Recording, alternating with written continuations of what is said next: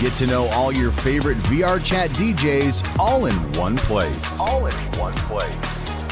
This is VRC DJ Live. Well, welcome on in to VRC DJ Live. I'm your host, Rob Roman, and glad to have you here for another wonderful week as we continue to sit down with all sorts of different communities and groups and DJs and VJs and security and the whole gambit of it. It seems like there's a lot of people that do a lot of different things in VR chat, so we want to make sure that we showcase as much of our community as possible and bring in a lot of new coming people as well, and be able to introduce new people to our group and community. So welcome on in, and glad to have you here, of course. If you are interested in being on the show, we also have lots of different forms available through Twitch down in the bio, whether you're a DJ or a group owner, or actually coming soon, we're going to be having forms available for community members, anybody that does VJing or dancing or photography or security or any of that like-minded stuff. We're going to be able to showcase that. I actually, at the beginning of the stream, I was sitting here going, man, I wish I had that available, because we literally put that together a couple of days ago. So make sure that you're looking out for that. So, and of course, make sure you tell your DJ friends to come and join us in here. And speaking of which, we got kind of a full house here for VRC DJ Live, and in good forward motion too, because there's a really big event happening this weekend that we definitely want to keep promoting. And our community today, they are an 18+ European underground rave collective featuring over 2,000 members in VR chat, and they end up providing a safe, adults-only entertainment environment where everyone can let loose without worry. Please welcome to the VRC DJ Live studio, Opaxis, Neko and Cooley from Ravetopia. Welcome on in, guys. Hello. Hey. Glad to finally have you guys here. And it's I think a lot of people on the stream too, they could see in the background that there's a whole ragtag team of people just coming into the show, and man, like I would only assume that the whole, I would say you brought the whole group, but obviously not 2,000 people can't fit in here. Nah, sure. So There's a lot of people. So I would say some of the people that are behind you here are just like you're dedicated, like everybody that wants to come and hang out most of all the time. Mm-hmm. I'll say so. Nice. Most of them are like our friends and people that we are friends with. Most of them are like close friends or people that are like attend our community most of the time. So yeah, there is a lot of folks I know here, and my friends here can relate too. So yeah. It's very fun to be able to see that too, because most of the time when I'm going around and I'm looking at most of the rave events or communities or groups or clubs, like sometimes you just see the people come in for the events and then they just hang out and they do the drinking or the whatever they got going on, and then that's just kind of it.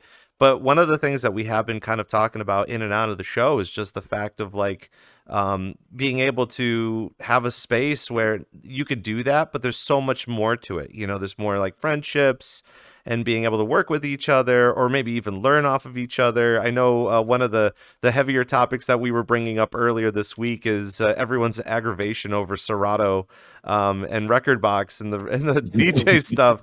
I saw a couple of people had their heads going back, being like, "Oh man, I can't believe we're talking about that already." But being able to have a community, be able to just kind of come together and be like, you know, we don't like this and we're going to try to do something about it. I'm not going to even bring up and mention the whole CDJ 3000X thing that's been happening this week. That part has been absolutely infuriating for me too, especially because I do know a couple people that own it as well, and I'm just like, well, we could talk about it, obviously we have it, but it's nice to be able to have so many people come in and be like so passionate about what's going on for you guys, especially this coming weekend and all that sort of stuff. Why don't we tell everybody at home what you guys got cooking in the next couple of days? So I'm going to answer the question here. So hi, I'm Apaxis. I'm the representative of Ravetopia.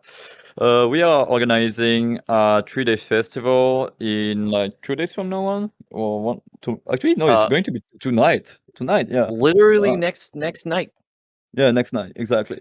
The show is going to be like 48 DJs, like 40 hours event, separated of tomorrow, so we can have time to sleep. But we want to do like a huge VR DJ festival where everybody can express themselves. Every DJ can do a multitude of genres, and everybody can have the occasion to play whatever music they want and express themselves in the best possible way. Because I want to say that in a world where expression is more and more like allowed, if I can say, because there is a lot of issues going on in the world, we want to offer to the people like a form of escapism in VR. Because there is a like the world is a pretty dark place right now. So if people can come in VR, hang out together, be with their friends, and vibe together on the best music possible with the best DJ, we are happy, and that's the mission we want to do at Ravetopia, to promote every type of music, every type of artist, and every type of people that want to express themselves in the best way possible. Did you want to chime in as well? I know you were kind of talking a little bit about Yeah. it. I joined. I just say first of all, hey, Neko. Talent management in Topia has been difficult, but let's start nice. How can I think about it? I joined Topia randomly when I was just wondering a bit of context. I was never actually meant to do that path, but by mere turn of fate, it did happen. Nowadays, I found a job where I can not only express myself and have great relations. For me, I count it as kind of a part-time job for me, and it's what I wanted to do for quite a while. I had very unsuccessful attempts with other places. Now, it's working thanks to her. A pleasure. So, and that's what it is. I mean, we might as well go Nowadays, down the gambit too, Cooley, if you want to go ahead and introduce yourself too. I don't know how to introduce myself. Eh, Um, I'm just a random guy who are gonna hate because I'm the security guy at some point. That's all. But like that's super important too, especially putting together a really big festival like that too. I mean, again, with your community, you would like to have as many free spirited people that can just express themselves the best way that they can. But when it comes to security, you kind of have to cut away the riffraff. You kind of have to cut away, anybody that's looking to come in and ruin other people's experiences. So exactly. I would say how difficult could that be compared to what you've had to deal with in the past? Mm-hmm. It's not gonna be that hard because all the people that are going to be here, we know them. We know that they are not gonna make trouble. So if we see someone who we really don't know who it is, we're gonna keep an eye on it. I have I have eyes everywhere, so I can see whatever I want. And that's always good too. I will. Yep. I will add that this is what we do at Ravetopia, is that we don't want to be like the biggest crew possible. We don't want like always 80 people instance with the biggest DJ, the biggest people, the VR scene. We want it to stay like as intimate as possible. When I say that, weird role plays. When I say that, it's more like having close friends, people we know, and Ravetopia is very here to move communication. We don't post on VRC.TL. I'll explain that later. We don't promote our events that much, even if we communicate a lot on X, Twitter, Blue Sky, Instagram, and such, Discord. But we don't want to actively totally promote it. We want people to be like, oh yeah, I heard about this rave in VR. I'm going to take you with me, my friend, and we're going to go there and have fun. So it's more like this. We want it to be like very as much as underground rave as possible, to keep that rave spirit that we inspire ourselves, because we are taking a lot of inspiration from heretic system and inspire our tribe in real life, which is like rave groups, Aero rave groups in England and France, if I'm not wrong. And the thing is that Yes. Yes, it's Heretic is French and Spiral Tribe is British. Exactly. Yeah. Thank you for that. And the thing is that most of those were DJ IRL at rave party, like technivals, like free parties and stuff. And we want to put that spirit of like the back alley rave under the garbage can, if I can say that, as much as possible. Because we don't call stuff at clubs. We don't call stuff at clubs. We are a rave. We are here to promote the rave culture as we see it in France, actually, because I'm French, and in Europe in general. We are This is French. why our group, we are, yeah, the three of us is All French, three. yeah. But I'll finish and I'll give you after. Is that we really want to put that rave spirit in front. That's why we also want to do some IRL events, but let's keep that for later, and I'll let Neko explain it. Yeah, I'll shut up for now. Go ahead. What was I talking about already? I think you were announcing that you were French. Yeah, I mean, I'm like from the same place, and I will say that Ravetopia itself, I find it like it has like a grassroots spirit that I enjoy being into. So, how can I explain that honestly? But the biggest parallel I can do is through one of my IRL event organizations, which one I manage. I won't go too much into the details right now. I'm going to talk about it later. But it's kind of the same kind of grassroots spirit where communication is not overtly present, but present just a bit. Mhm. Because our biggest moment of communication is for the others to tell to the others. That's the grassroots spirit.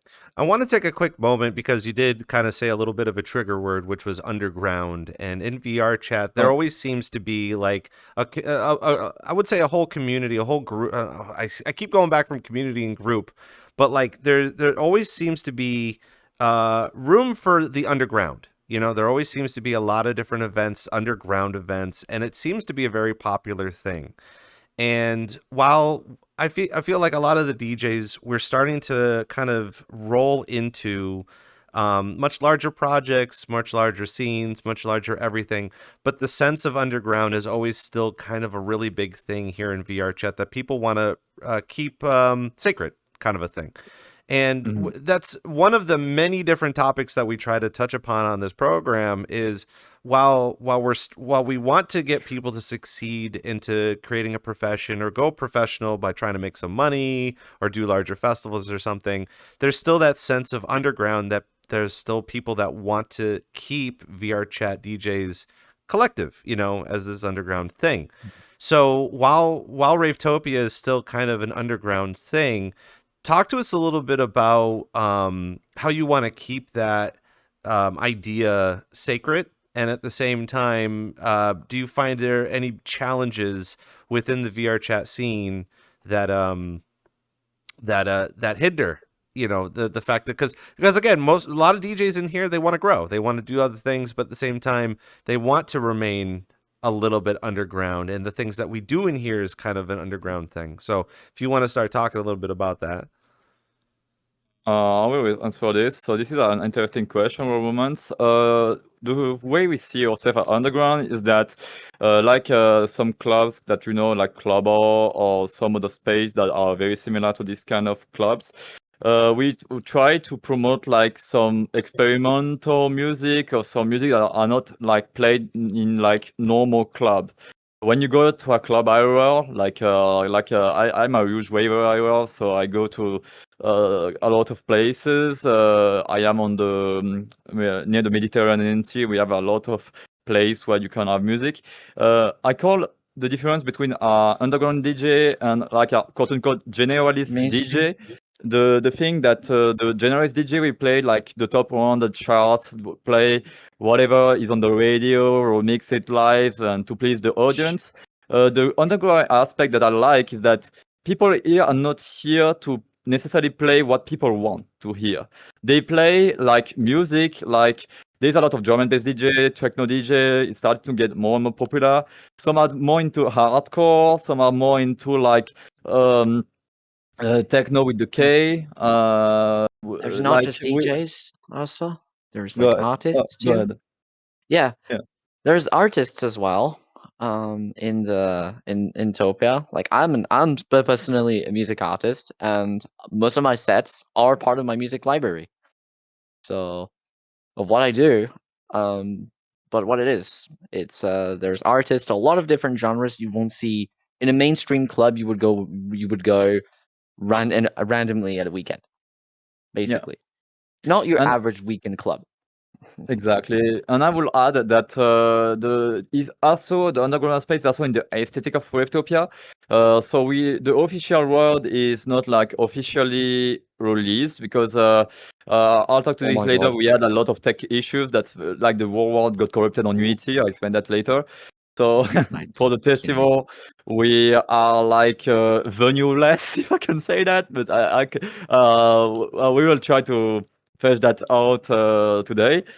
We need to do that. But yeah, Yep. when the world will be out, we really want to give that underground aspect, which is like take for example in France when you do a free party, you have like somebody that will set up some audio equipment in the most abandoned place, like an abandoned building, like very like aerobic stuff, like a random hospital, random school that has been abandoned and stuff, and tell everybody on Telegram or some special groups, oh yeah, there's something happening there. Don't put it publicly on the social media because we don't want the cops to come and stuff like that. So they put the audio equipment there. They plug their DJ deck, their audio equipment with the Refresh. speakers, with with the PC and stuff, and they start randomly raving. And this is the kind of aesthetic we want to go for. Like we don't want it to be like the very high classy clubs that everybody is well dressed.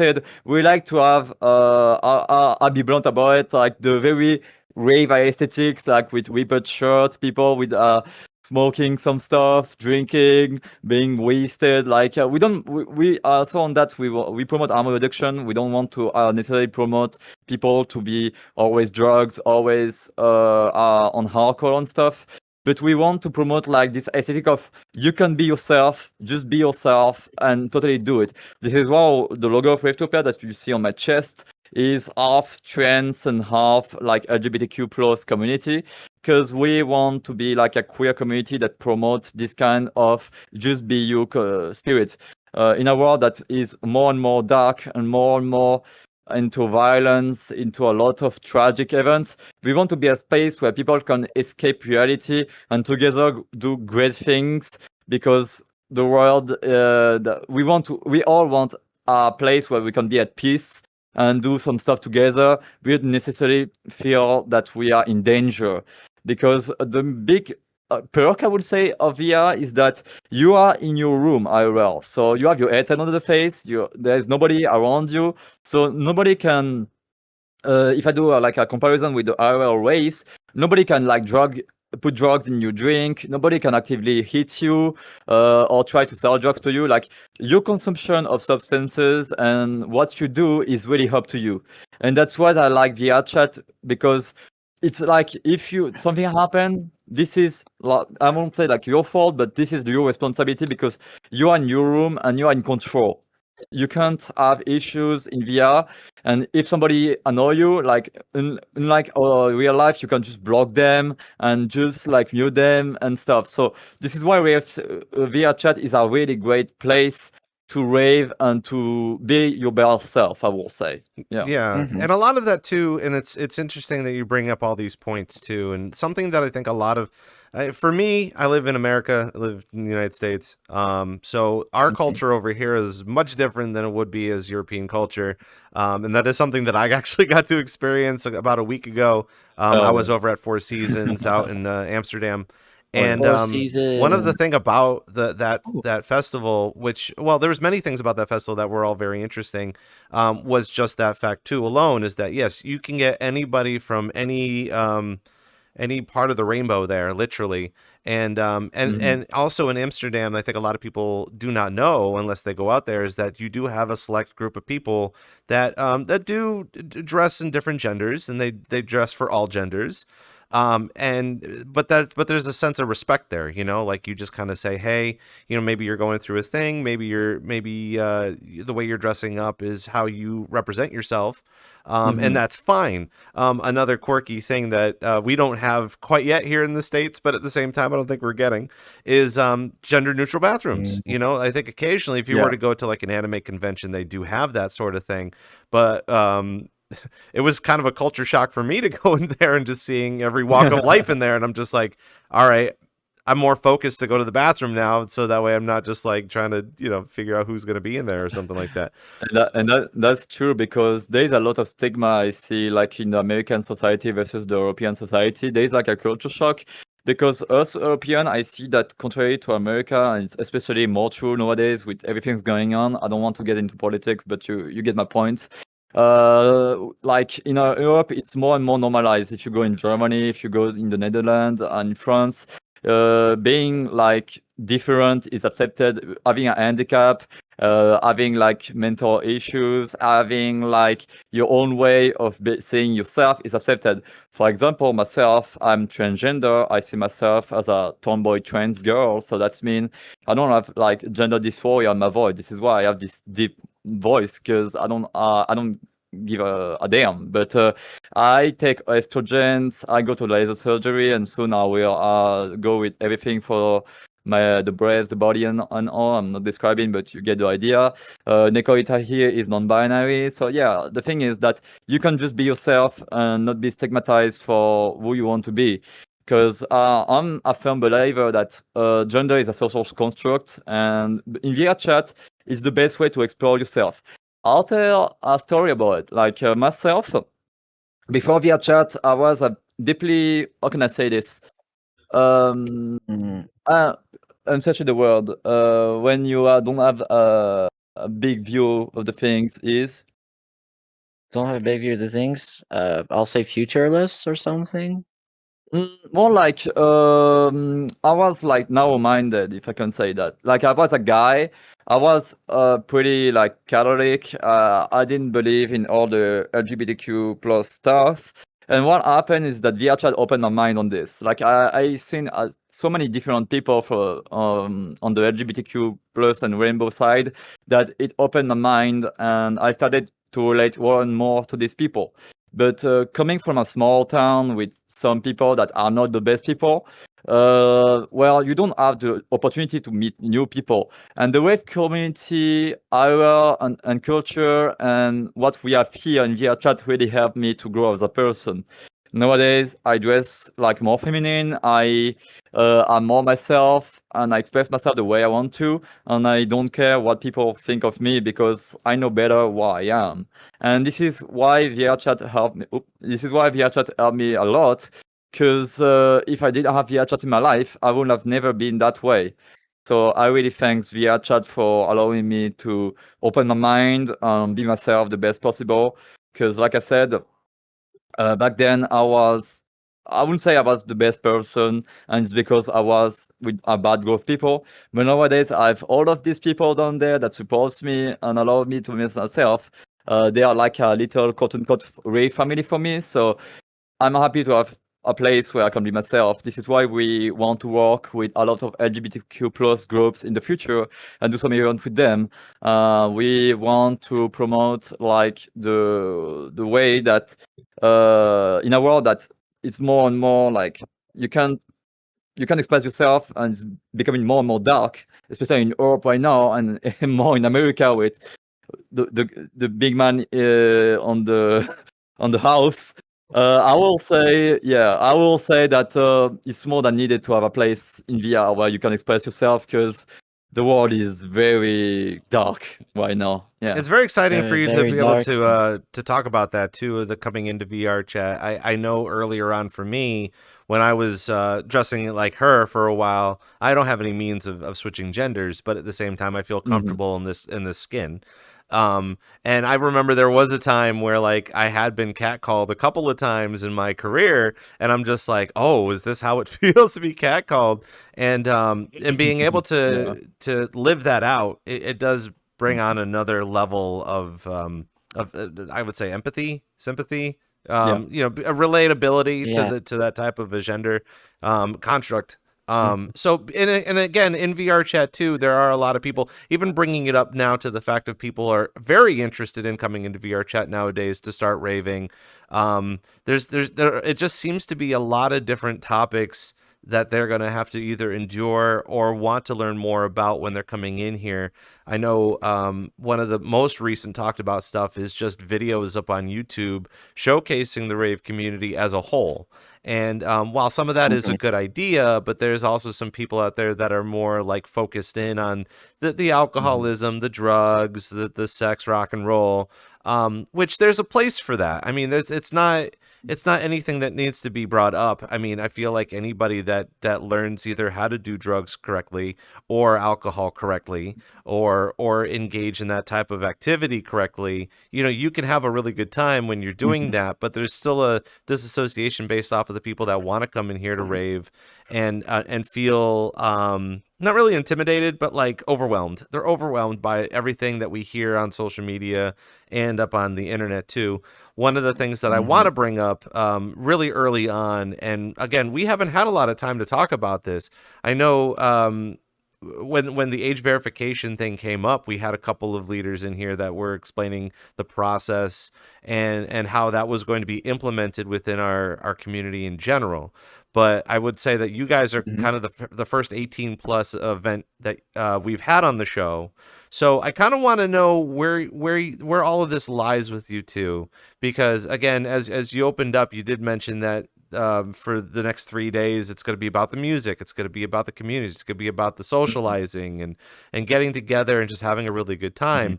And there's a weird stigma in here that it's just like once when you're 17 years old, you're not an adult, but then as soon as you turn 18, it's just like forget everybody underneath you, just like, oh, those are children. Like you were just a child at 17, But at the same time too, people need to realize that even as an adult or being labeled as an adult with 18 plus, there's still a small bit of limitations that you don't just go crazy buck wild.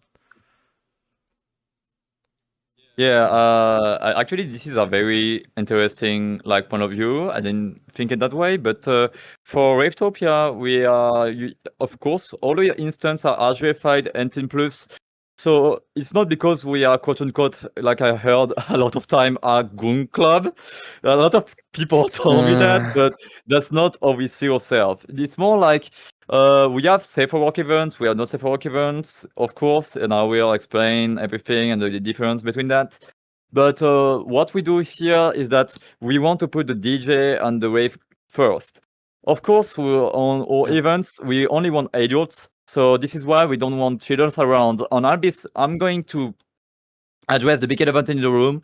Something that really bothered me in VRChat, especially I think more in the bar scene and the dance scene, is these people, like you go in the instant and you have this guy like posted like this and say, oh yeah, how old are you? And they rely on the voice of the person, but everybody can lie in this. When you have this kind of security LRP roleplay guy that are up there and asking you your age, and you don't have your bio that you're 18 plus, you can literally lie. Like you could be 15 and say, oh yeah, I'm old enough, and they let you in, and you see all of these avatar, e-girl avatar showing their nice dance move and their very undressed AVs, and this is not a place for kids. I like VRChat TOS 13, if I'm not wrong. 13 and up, yep. Yep, and I don't think that these places are places for kids, and the rave community is nowhere better. Like, I don't want, as a person who will soon be a parent, if I can, because I'm planning to have kids, I don't want my children one day to have a VR on the head and go to a rave and hear a drunk people like rambling, or see people with my kind of avatar around, like with less clothes, and asking them to cheers and stuff. No, this is why we put the emphasis that we want only 18 plus. So we are sure that there's no kids here. For the moderation team, and I've loved it that Coolies was there for that. It's a good thing because it's a way less of a headache, and it's way better for everybody to think that everybody here is over 18. I know that you guys in America, you have a law that says, yeah, we don't allow drinking until 21, but you guys allow people to have guns at 18, but it's your thing, I guess. But as a European, the thing is that in Europe is the age for consent to drink, I think it's 18 for us in It's France. 18. It's It's 18. 18, yeah. Yep. It's So 18. this is why we are European club. We never said we are an American club, even if we have a lot of North American people and people from all over the world coming. We apply the European way of thinking and laws European here. law. This is why everybody, we go by the principle that if you're 18, you can drink and you can come with us raving, because this is the way it is in France, in Germany, and a lot of countries in Europe like that. So this is And why we... Topia is Go ahead. Go ahead, Tenko. Topia is a European collective. So if Topia is a European collective, it operates by European standards and European law. Yeah, and So oh, you wanted to add something? I'm done. Okay. And the thing is that I wanted to add too that the difference that we have between safe work and safe work events is that in the safe work events we follow VRChat DJs. So all our safe work instances are group public, open to everybody that have the little badge on a verification badge and can enter the event and rave with us. The only rule that we have is that you keep a close on. You are not allowed to have a lewd behavior. And you can do whatever you want as long as there is consent and respect. At our not safe for work event that we do, so the not safe for work events are like group plus private events.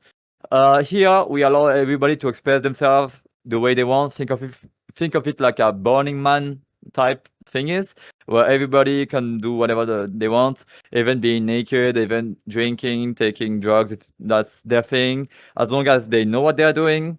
We have a harm reduction channel, and we have Rave hate consulting sometimes. Like we chat with Rave it sometimes from time to time, back and forth, and saying, "What do you think about that?" Or can you give us some spreadsheet to explain to them the danger of this and be safe? But yeah, we are a lot into harm reduction, but we let people do whatever they want as long as they know what they're doing. And we have a heavy, yeah, we have as a long heavy. as they're responsible. Oh, go ahead. Yeah, as long as people are responsible, they can drink, they can take substances, they can do the thing, but as long as they're responsible and lucid. I feel like that's a responsibility control. too, like within the individual themselves. I know on my side of things in America, we do have a lot of 18-year-olds that are competent enough to be able to say, okay, if I'm going to learn how to become an adult between now and 21, that's how to do it. But I think they also realize too that yes, there are a lot of 18-year-olds that live in Europe that are going through it right now. And they're kind of taking a page off of that. That kind of goes hand in hand with like the college thing. Like if Americans are going to go to college, that they're going to try their first beer, they're going to try drugs, but they're going to do it within a safe setting with their friends. But again, because there's so much going on politically here in the States, we just have no time about understanding that whole concept of 1821, whatever. Not even to bring the elephant into the room that there are some places that you can't rent a hotel room until you're 25, which again is stupid. But there's a reason for that. That's another discussion for another time. But at the same time too, like, I would say again, when you come in here, there are a lot of things in VRChat that will they're not really pure pressure you, but kind of, like you'll get to a moment where you'll have discussions. Like if we were going to be in the club and you mentioned that it's 18 plus where you're living, and that's acceptable. The person on the other side of it in America that goes through it also has to go under the consequences in the country that they're living in. So like, obviously that if you're going to attempt to do something, use your brain power first and better understanding before, lest you get caught again in your bedroom, by somebody like your parents or something like that, because I would assume that you're living in there at the same time. I want to go back to that concept again, how you were saying that there are other events for other means, and I want to be able to break that down and make that extremely clear, especially for those people that are interested in 18 plus events. Right now you have been announcing that again, it's for the music, it's for the party, it's for to be able to just come in and have a really good time. But when it's time to get naked, you go somewhere else to do that, and that's kind of an important thing to do that. So kind of going back to that a concept of 18 plus. Has that really happened a lot since your 1 year run before the festival? Have you been seeing a lot of people come in and test your will based off of, oh, well, I'm 18 and I can do whatever I want, but at the same time, no? Yeah, so like I said, I am pretty familiar with this concept in America because I'm not American, so I don't know a lot of the culture going on. But I will say that, yeah, we have a lot of American that says, yeah, I'm 18 and just like you, and we do all things. And I go by the basketball like, you do you. You know what you're doing. Yeah, I am not your mom. I'm not supposed to tell you what to do. And if everything you do is with consenting, with people that you're consenting and you respect the people around you, well, that's your thing, I guess. And if you have issues with the law or your parents and stuff, well, like I said, I'm not American. Don't know the American laws that well, so I don't want this is not my problem, but it's more like you are more than capable to know by yourself what you're doing. Plus, they also realize that with Ravetopia, like obviously you guys are a European club too, based off of European concepts as opposed to just an American club, which is pretty obvious too. I would only assume so. Depending on who you're hanging out with. I mean, you speak with a French dialect, so I would only assume that you're French. Because kind of like that, I suppose. Moving forward with Ravetopia and the fact that you're having this you're celebrating the 1 year anniversary. You guys put together this show last year. And talk to us a little bit about how you're feeling now, and the type of community that you've been able to grow. I'll let Opa discuss about that. No pressure. Okay. Well, at first we started Ravetopia as a simple concept. I really wanted to bring like the rave spirit that we have in France, in the Technival in France and the free parties in France. On the thing, because I didn't see that much in VR. There's a lot of places that call themselves raves, but if you compare to what we do in Europe, it's not a rave for me. So this is why I really wanted to push the whole vision of raving into the table. This is why it started with this. Ravetopia started on the 12th of September, 2024. And the thing, today for us is going to be 1 year officially. So 1 year anniversary. Exactly. And we're going to push Topia Fest with this. This is why Topia Fest is on the day that we created Ravetopia, because for us it's a big date, and it's like a mid. Yeah, it's going to be the weekend, but it's like more of a Middleston thing, because we think. But to go back to what Rob Roman was saying, the concept of Ravetopia evolved with time. We started just with a simple concept, or we're just a bunch of people raving, and now we have different events. We have the Safe for Work events, we have the Cuddle Pod events, we have the live checkpoints events. We are like events where we put a lot of emphasis on harm reduction, and more like you guys chill. We put chill music. You guys don't talk about drugs. You guys don't talk about sex stuff. This is like a event where everybody is supposed to be chill and do their thing. Just hanging out. Exactly. And we are pushing more and more concepts. Like Nekohita and me are working on future XR events in the future after the Topia Fest, because we divide our events by seasons. And I'm like, every year for us is like a season. Think of it like some battle pass fingers, if you want, if that's helps you to understand. Or even But on a serious... even actual IRL clubs. Even actual IRL clubs sometimes say that this is going to be their end of season festival and their opening of the next season. Exactly, yeah. And this is what we're doing here. It's like we want people to understand that we do things like there is this thing there is this thing, there is this thing happening, and we want to make sure that everything is at the right place. This is why we have event planned until February 2025 currently, 2026. and some slot reserve. Some people told me, "Opa, like this is way far. Why do you already book DJs?" Why? Because we want to have like a clear schedule. I'm not saying that we need to be professional. I don't want to make profit of Ravetopia. Like if we get money, I want Ravetopia to be like a non-profit A organization. non-profit, yeah. You want to talk about it? Yeah, non-profit. Good. Yeah. Ravetopia wants to be a non-profit organization. Yeah, trying to pay the DJs, paying the performers for their contribution, also for their travel expenses if they go IRL, something like this. So No, we had and we had a question in chat asking about what the different was it the goodness gracious, I'm sorry. They were talking about what events are going to be happening. I mean, throughout the entire weekend, it's just mostly going to be music. So tell us a little bit about some of the genres that we might be hearing for Ravetopia this weekend. Obviously, with the map still being developed, can you tell us a little bit about what's going on with that, with like the different venue that you're going to be having? I'll take it over for that one. Go ahead. Yeah. In terms of the genres, you'll see a lot of electronic music.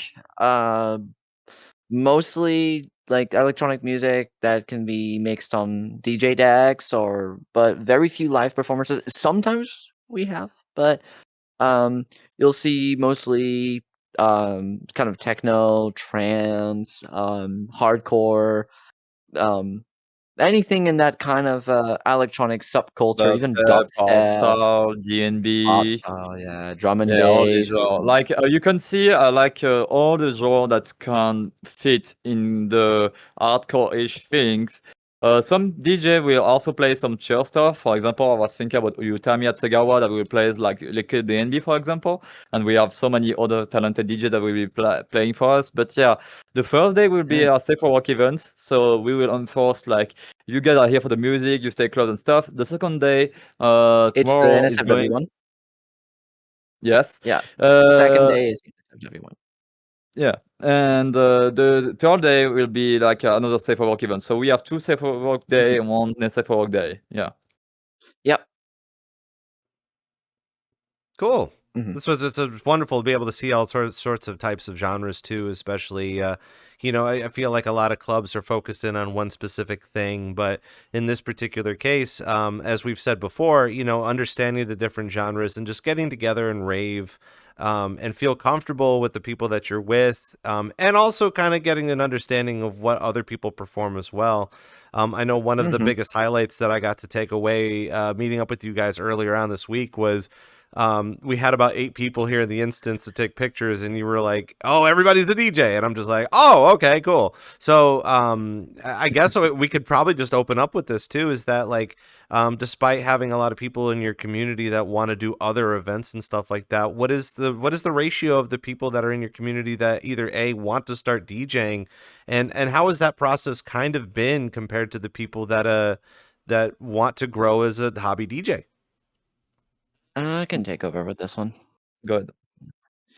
Yeah, in terms of this topic, I would say that many people that we have sometimes in our events, they later on acquire their DJ equipment. Very simple, they start off with their computer or even a small controller they can find used. And but the thing is that we're not like some, I would say we're not like some clubs that try to keep their performance like secret, right? We want to make sure that the performers can show themselves and show to the others that yeah, you can do it too. Mhm. So you're finding that there's a lot more people that are within your community that it's that's another thing that it's about the VRChat DJ culture too, is that like I feel like there is a slight peer pressure of wanting to become a DJ. Like all of your friends DJ, you go see them and perform, and then you go, man, oh man, I really wish I was up there to do the thing. But then once you kind of dip your toes in, it's kind of either oh, maybe I should do this, or this is way too much work. Yeah, but it is Uh, I'll Go say ahead. that it's a much friendlier experience than IRL. Much easier experience to start DJing in VR.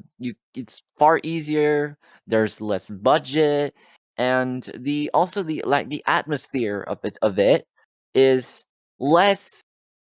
I'll say less difficult and more user friendly to new DJs that generally can, even DJs that like generally either post a bit on Instagram or do these just for fun, have a way of expressing themselves to a crowd. Even the complete beginner can learn.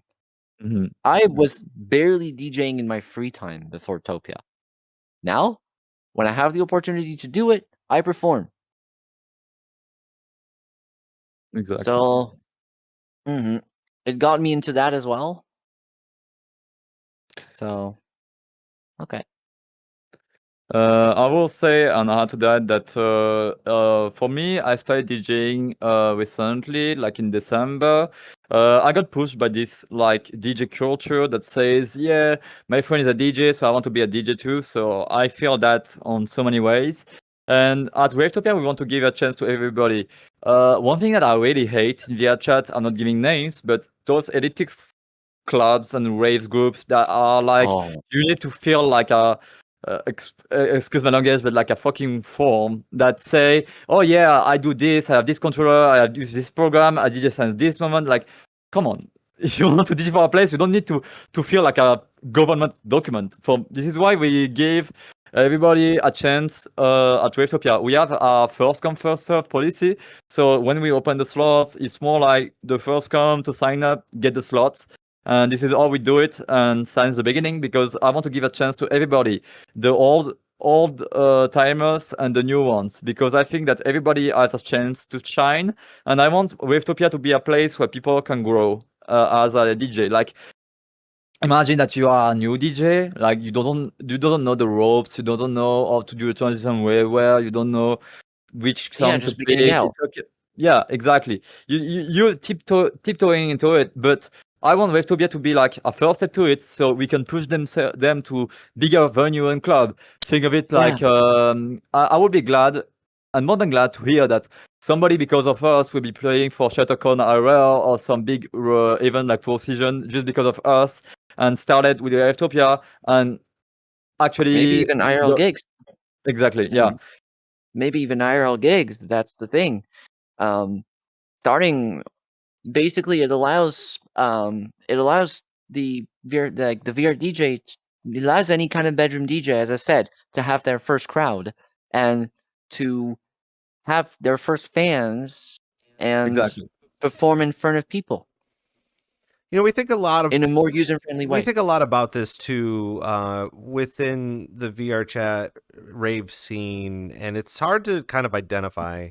And it's I'm not to completely toot my own horn here, but I feel like a lot of people have been asking me. They're like, Rob, you should come up with like some 2 hour long video about like all the different things in the rave scene. And there have been some videos up on YouTube that explain what we do in here. But I also feel like it's just kind of skimming the water, you know, just touching the tip of the iceberg, comparable to what anybody genuinely wants to do in here. So finding Ravetopia is kind of fascinating to me because outside of the people that genuinely want to grow or get noticed or have a more professional experience with the document and stuff like that, while all of that is all pretty great, grand, and good for like your resume and stuff like that, it shocks me so much that there's so many people in our scene that want to do this as a hobby and they want to just come in and perform, or maybe they want to start as a hobby, but they don't have the skills yet to be able to produce at that level. So they want to test the waters, be able to perform for a big Exactly. They group want to like hone that. their skills. Yeah. Yeah, they want to hone their skills in a more user friendly way, in a more friendly way, in a way that's cheaper, less expensive on the mind, like on mentally, and express themselves the way they want it with their hardware, not being lost in terms of techniques, right? It kind of reminds Yeah. me a Lost little in bit about technique, for example. like a professional Fortnite streamer or professional Fortnite game player. Like you can genuinely go in and have a good time, but then you Yeah, got someone like Ninja who's going to he's going to Yeah. championships and he's trying to beat the best player to be the best player. And like that's all great, grand, and good, and you could be the number one player of Fortnite, but it's also very fun to just play Fortnite. Have fun. Yeah, and just have a good Exactly. time with that, which is just as fun. Did you have something to chime into? I will add that I approve what you're saying because I heard a lot of the DJ that play Ravetopia being like, "Oh man, I wish I could get some money from doing some gigs and stuff." And some other that come to me and say, "Well, I'm good being like quote unquote a bedroom DJ. I'm good just doing this as a hobby. Sometimes doing my transition, pushing some buttons, and that's all." And I think that's great too. Like you can have like the best way of doing it, throwing the best set, or just being like what people would call like a quote unquote lazy DJ, just like doing transition after transition, and that's good too. I think for me there is no perfect way of DJ as long as you're having fun and that you are learning the ropes. The good way, Yeah. I think this is the best thing. This is why I'm not. I'm very against like gatekeeping because I see a lot of Great clubs, gatekeeping. especially in VRChat and even our venues and stuff, that Yep. will gatekeep DJs and gatekeep performers just because they are not quote unquote good enough. So if they can have a Even- place like Ravetopia where they 1 minute, or like a Ravetopia where they can actually express themselves and learn the ropes and be proposed to bigger stage or bigger crowd, well, that's fine too. This is why I insist that we want Ravetopia to stay quote unquote small and like very intimate. This is why we do a lot of ballroom in small rooms and stuff because Very we independent. want. Exactly. Go ahead. Go ahead. Yeah.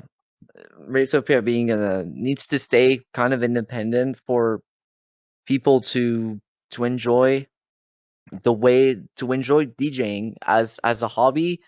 We want to give everyone their chances at it, and yeah. Let me I mean, let me ask you this: do you think that some VRChat DJs are trying too hard in here? Oh yeah.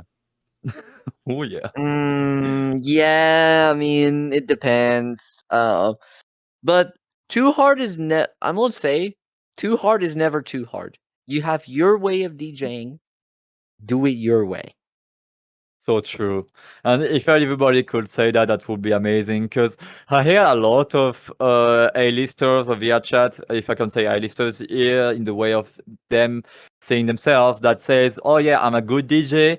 You should do it my way, buddy." I'm like, no. What do you mean? Like your way is probably not the best way. Okay, you know to put this effect at the right time and blend these two songs together so it gives the best result. Good, buddy. But I don't think that your way is the best way. And I think that I like the charm of a DJ that sometimes does mistake. For me, there is no shame at doing a mistake. If you, I'll be honest and excuse my language, if you fuck up a transition or like you put the wrong song or some stuff like that, well, this is what makes it so I'll add one fun thing and on so that. enjoyable. Yeah, go ahead. I'll add one thing of that. Mistakes are part of the show. Exactly. And Mistakes are part of the set. go ahead. Mistakes are part of the set, and they add their kind of feeling to it. It's not the problem is the thing that making a mistake is part of the learning curve. So it's basically part of the job, and sometimes a mistake can give the best reaction from the crowd. Kind of goes Yeah, hand in and hand with the sometimes- festivals too, of like pre-recorded sets. A lot of people. Well, I mean, yeah. like festivals are a whole different thing. Like big time festivals, like obviously you do I have hate to do a that. little bit of pre-recording just in case Okay. like something if electricity goes out or something. But Fun fact. Mhm. Fun fact about that. Can I say it? We had one performer that couldn't be at the event live. This that can't be at the event live. They asked us gently for that, and we said since it's an emergency. Sometimes like Topia, we don't like this. I'm personally against it, probably Opa as well. And yeah, but I decided to kind of say to just allow that for that person in particular, for that performer, because well, it's an emergency. I will add on that like personally, that. I. Oh. Yeah, I'm back on Discord because my PC just crashed like 3 times in a row. So Oh, I see. I'm leaving VR chat on the side. I'm gonna say in the call. Can I give my opinion on that? Yeah. Yeah, sure. It's not like because it's this person. If we already heard this person perform, it's okay. We already know who it is and what she can do or he can do. So if they want to put a pre-record thing, it's okay. We already heard it. Yeah, That's that's the what I was difference. thinking about it as well. And I will Kind of there's. add. Oh. Yeah, go ahead. Go Yeah. ahead. Go ahead, Oba. I will add to that that I heard a friend of mine that DM me 2 days ago to say, "Oh yeah, I hate something in VRChat." I said, "What's going on?" They said, "I hate those clubs where everybody wants us to do pre-recorded set because they are so scared that we fuck up." And I think that I don't understand why some clubs in VRChat want DJs to only send pre-recorded sets. This is why we are against it normally, because we want people to learn the proper way, and to learn the proper way is to play in front of our audience and play it live. This is why we want people to only do live things. And also, I think the live interaction is so much better and bring a lot of good That moments. is so And true. yeah, exactly. And I think pre-recording everything, it will remove the charm. It remove the authenticity of the thing. It removes I'm not going. Go ahead. it removes the energy of the DJ playing in front of you and Yeah. you not knowing what he's gonna do next. Because for pre-recorded set, you only see the DJ staring at the crowd like this, not doing anything, and that sucks. I'm Yeah, just and gonna say also it. it's very goofy. I think it's very goofy. Like somebody would be like, "Yeah, yeah, bro, I'm mixing. Yeah, your deck is doing nothing, bro." These. Hang on. We watched together with probably Roman's also knowing it. A YouTube video called "Fake DJs Compilation" Mm-hmm. truly explains the I point. can't think that I've Why seen fake that, but that festivals. sounds like something I would watch. Yeah. It's funny. It's funny. It's very So very funny. it's like a video where they put all the quote unquote fake DJs in our festival, or people like faking They're transition, barely. faking stuff, and you can see that they are not actually playing. And this is like pretty They're cool. And just the like guy is like, "Oh yeah, are you enjoying this?" and stuff. they're And just the guy is hovering not a over the DJ. buttons like this. They're Yeah. just like hovering over the button like this, not even touching it, or touching it. For example, on a 4 deck, they only have 2 decks playing, 2 decks without loading anything, and they touch the faders on the decks that have not loaded anything to make like it's a Kind transition. of like a chef Bro, in the imagine kitchen paying. where he's tossing a salad, but he looks like he's DJing, kind of a thing.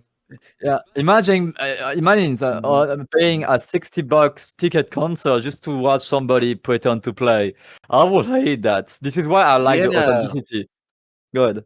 yeah, totally. Like this is why I hate going to big festivals and prefer generally some smaller ones, some smaller parties where I know DJs are going to play live. What is your takeaway for talking during a set? Like, I know one of the things that I've known that people hate, like if you're using like what was it? Like if you're streaming on Twitch and you want to talk to your community, you're talking over your mix. But most people would like to just perform with the CDN in here, where it's just music, Yeah. and then you have a lot of people that are They're grumpy. They're grumpy hearing that you're talking to them, saying, "Let's go, let's have a hype night, let's go," hands in the air, kind of a thing. Okay. On this topic, I don't talk too much when I'm DJing. I'm only doing it to like sometimes when there's like a pattern where there's like a choreography or something on some of the songs. I try to hype them up, but don't abuse that because you want to be able to hear the music. Like talking can be great sometimes to add a bit of motion, like be able even to sing sometimes for some vocal songs. But just an advice, don't overuse it. And I will say on that if you want to talk to your crowd, or well, use a separate channel or something. But for me, like I come to see you in VR. If you want to talk, you talk to us in VR, not your crowd that I don't know from nowhere. Like for you living the moment with us right now. You are playing for us in this instant, in this room, and you like I don't want to tell you to do your job, but more like you're with us, buddy. You're not with your audience on Focus on the Twitch. decks. Exactly. Focus on Focus the on the decks. decks. Exactly, yeah. Focus on the decks. Focus on the music, on the jogs, on the faders, on the buttons, on the knobs, on the looping, on the Yeah. queuing. Yeah. Yeah, and all of this is kind of important too, especially I'm not saying for people that are proactively trying to be professional with it or wanting to learn a little bit more about it, but that's the thing too, is that there's so many other things about DJing than just going from left to right, right to left. You have to put in some sort of effort. You have to put in some sort of motion, some hand motion, and amping up the crowd and being able to focus in on the crowd to see what they kind of want to listen to and see if they're enjoying the vibe. And as a DJ, you have to select that vibe to make sure it works very well with them. So getting all of this information, especially for our community and the people that are proactive, I'm not going to go ahead and just say the obvious, which is during the holiday, people are going to be getting their new consoles, they're going to get some new hardware. And I'm not going to say that people aren't going to be coming in sometime January, February, March, trying to test it if they want to be a DJ. But at the same time, the holidays will definitely be something like that. Holidays, holy shit, we're packed. Yeah, I'm sure. But that's kind of the thing, though. We're always welcoming and we're always bringing people into our community.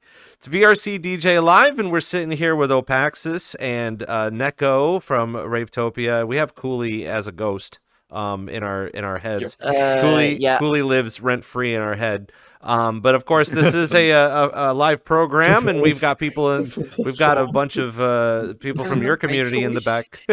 And as it's a live program, everyone in chat, you're more than welcome to drop off some of your questions if you've ever wanted to know more about Ravetopia or DJing, or even trying to get into the community, or even trying to find bookings. Like, we always talk a lot about that too. It's kind of a heavy topic, but we bring it up. Feel free to drop them off, and we'll get to them when we can. As we continue on with you guys here, one of the things that I absolutely love to do is be able to find origins on how you even got into VRChat to begin with. So I want to be able to break it down between the two of you, the three of you. Where did VRChat pop up in your life? How did you even want to get in here to begin with? I will say, so for me as Opaxis, it's been 7 years since I'm around this place, so I've seen a lot of stuff. But I began VRChat as a joke when there was still like the meme-ish stuff going on with James Key, Lolaton, all the stuff. At first, I didn't think much of this game. I just played this game because I find some YouTubers playing it and doing some stuff, and I was like, oh, that seems fun.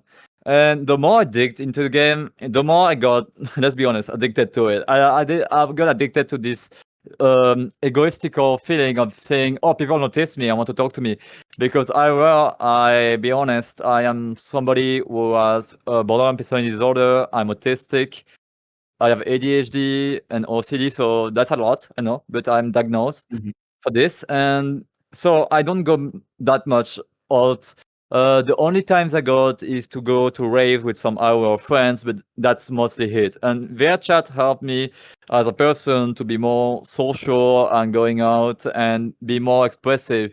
Like, I will never think that I will be in this chair one day talking about a community that I created that do Rave in VR. Like, if you told me 7 years ago, I would call you a loser for it. And now here we are. That's the thing. Like, at first, I didn't believe that VRChat will go this far into having like businesses, enterprise, company, and all of this going on. Like, the evolution of VRChat is crazy. 7 years ago, if you told me that this game has a future, I would just look at you and be like, yeah, get lost. And nowadays, I see all the potential of this game, and this is crazy. What the dev created, and all of this amazing community that we work with, and as a community, that every groups, every people that contribute to this game, they create something magical. And I think that what we experiencing in VRChat, we won't find elsewhere. A lot of people say, yeah, the essence of VRChat is Second Life. I approve, but like this whole thing that I can talk to you, I can touch you, like phantom touch, I can like move my hand, be in VR, wow, and stuff. Like, this thing for me was magical. And when I first got my first essay, which was the index in 2019, when Half-Life Alyx got out, I bought my first VRChat, which is the Valve index.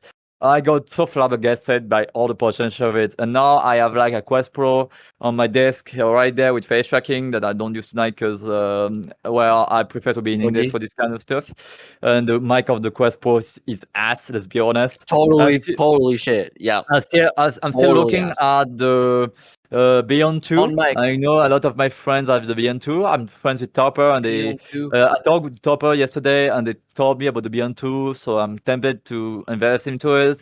Maybe I'm coping for this. I know for the VAR Deckard if it goes out one day. Oh my god. But yeah, Oh my god, the Deckard. I'll finish on this that VRChat gave me so much, and I want to give so much back. Like this community has made me evolve a lot as a person, and I just want to give back by doing this group, this community, being this quote-unquote Rave family where everybody can be themselves and everybody can be welcome. And I just want to have a place where everybody can have fun. And we want to extend this to IRL soon, but we will talk to this later after when Neko will feel comfortable to talk about it. But I will Yeah, later let in the show. Neko talk about their experience. Go ahead, Neko. Yeah. So I started VRChat in late 2023. First of all, because I used it as a platform for VTubing and an experimental fit, and I then got around in early 2024 to start streaming as using VRChat as a medium, and I started with I had made a Quest 1. I had a few phones and stuff like this I could use for tracking, and I started like that. I got then summer 2024 came in. I worked with a national VR firm in France, which is French VR. I worked with them for a couple months until late 2024, and I started investing into more gear. Now I'm running pretty much a heavily modified Quest 2 RevoCap trackers. They're an extremely niche solution, very popular in China and Japan, but a bit less popular here in Europe and North America. But I've been pioneering the use of them in Europe, in France especially, and yeah, now VRChat serves me as one of my mediums of choice when it comes to my digital persona. I was gonna say, like, is this your VTuber model that you're wearing right now? It is my latest iteration. It's my 5th iteration. My first model was ugly. It didn't really have the same colors. It was green and not purple. But the first thing that I've done when I got into this game was buy VRC Plus and create my first avatar. Damn, First you're ever going thing. fast. Yeah, late 2023. I wanted to use VRChat mostly for VTubing, and then I got around. I started making friends, and nowadays, even some of my greatest VRC friends are my IRL friends, and we do stuff together. Some of them are even my colleagues. I mean, I'll also say too that, like, you know, with between Blender and Unity nowadays, it doesn't take months anymore. I think it takes, if you were to just set aside 2 weeks, you probably could do a lot with either My first understanding avatars or Unity avatar, bases. yeah, my first avatar took me 6 hours to do without knowing nothing in Unity by just using VRChat Studio, which I had a few experience with. Nowadays, I know much more about Unity, and this is the avatar I created on it. And no, it is not a base. It's a completely custom avatar. We talked a little bit about I feel, that with Heka on the show last week about avatars and branding and how to do creation. Do you think, between the two of you, do you think that, like, going into 2026, there's going to be a weird juggling act between I'm a DJ, I'm a content creator, and I can make custom models? uh, I don't know how to respond to that. Go Yeah, ahead. I generally legitimately don't know what to say about that, but I could say that being someone that touches to a lot of things in general, it's going to be becoming more common with the ease of access to information and the ease of access to knowledge about these subjects and the ease of access technically about also all these stuff. It's going to get easier and easier, and people are going to get better at a lot of these things. The only thing, they're just going to need to have time for everything. Yeah, and myself, Only work with yourself. I self-taught myself with Unity, Blender, and everything. Like some years ago, I was like a nerd and looking a bit of everything, how things works. I love to look at the documentation, look at everything works. So, and Mhm. right now I'm trying world building. I have my good friends in the back, Ninjty here, that help me a lot. We love you, bro. And like I said, we are trying our best to make the best place possible for Ravetopia in the future. It's not going since the project got corrupted because excuse my language, I fucked up the project. Well, we won't have This happened to me as well. yeah, we won't have the official Ravetopia worlds for Topia Fest, unfortunately. But because sometimes Unity go blur, let's be honest. But Yeah, Unity. but as you can see, we already have what I call DA, so artistic direction, which is like this magenta purple things that you can see in Nekohita 9 and maybe Codis as well. Like all of Ravetopia is like white, magenta, black. This is the artistic direction we're going for. Yeah. And we want to reflect this kind of colors, and also, like I said, the underground Black Alley Rave thing is. So I'm working with that with my co-world creators in the back, like Syntacat, Ninjty, Codis, I mean, Neko, and myself. I do world creation as But well. Mostly world creation. I've been also a bit doing, but I'm a bit of a newbie in this. However, I do asset creation in terms of like visuals. mhm. Yeah. And speaking, you were mentioning something interesting because you were talking about communication being the key in the announcement you made on X, Twitter, and Blue Mhm. Sky.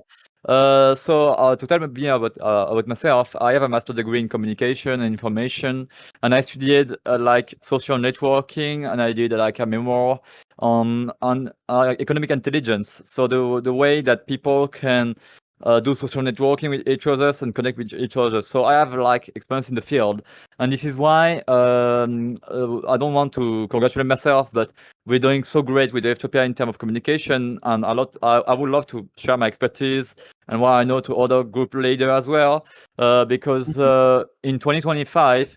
You have to think that the best way to promote your events or what you're doing is through social media. If you avoid Yeah. social media, you're not going anywhere.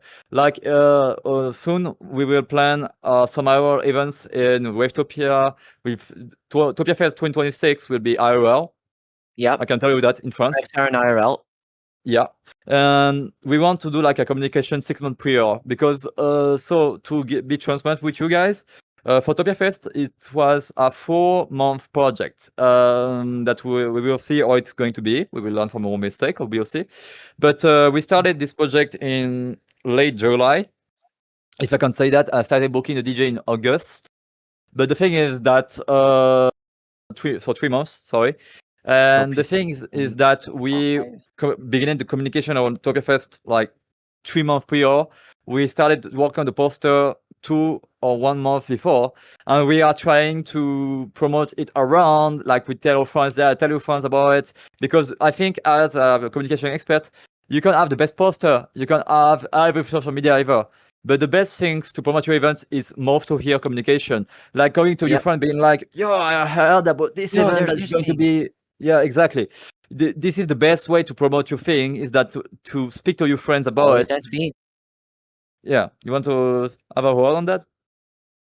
I mean, it is what it is. Always has been. Always has been like that. Some random friend will tell you, "Hey, there's this literal great thing that's happening in whatever time," and yeah, something like this that someone is inciting you to go to it.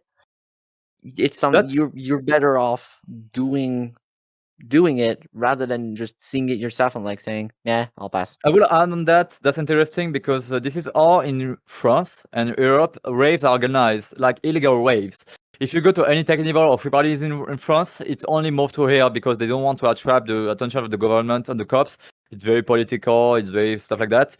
Because every rave in France are more and more like marginalized and ostracized. Like there is a huge pressure of the French government to destroy the rave culture and kill it.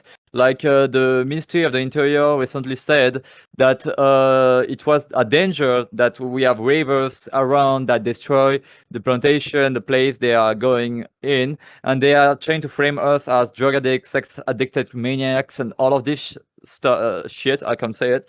And this is the problem. This is why a lot of raves are organized through Telegram, through multi-way communication, or to like Discord, special Discord thing, because they want to avoid the eyes of the government. And this is why we want to produce this in VRChat, and we don't put Ravers on VRC.tier or V-events on another place, because we want to produce these kind of things like, I know a guy that brought me here, and this is the best way of doing it, and we find it Yeah. extremely funny to export that here. So yeah, It's called the network.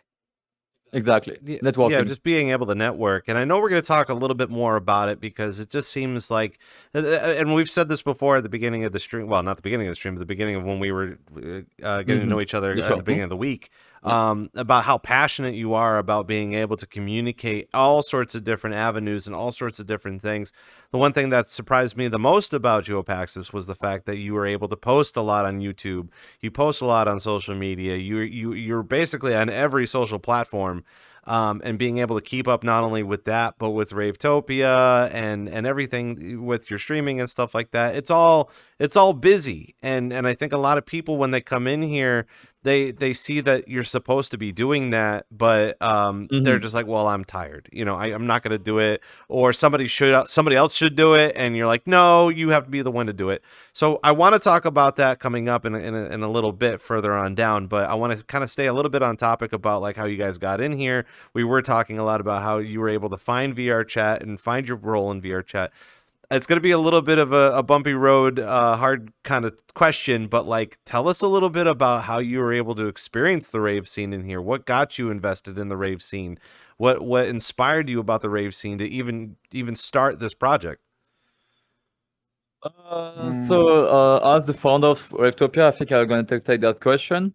So what inspired me to start this project with Ravetopia? It was, like I've told before, I didn't see much of the group doing the way we do it, because I see that there is a huge stigma in the rave scene. I'm going to deconstruct that says, yeah, you have to do like the big group, like Shelter, like Refuge, you have to do it their way.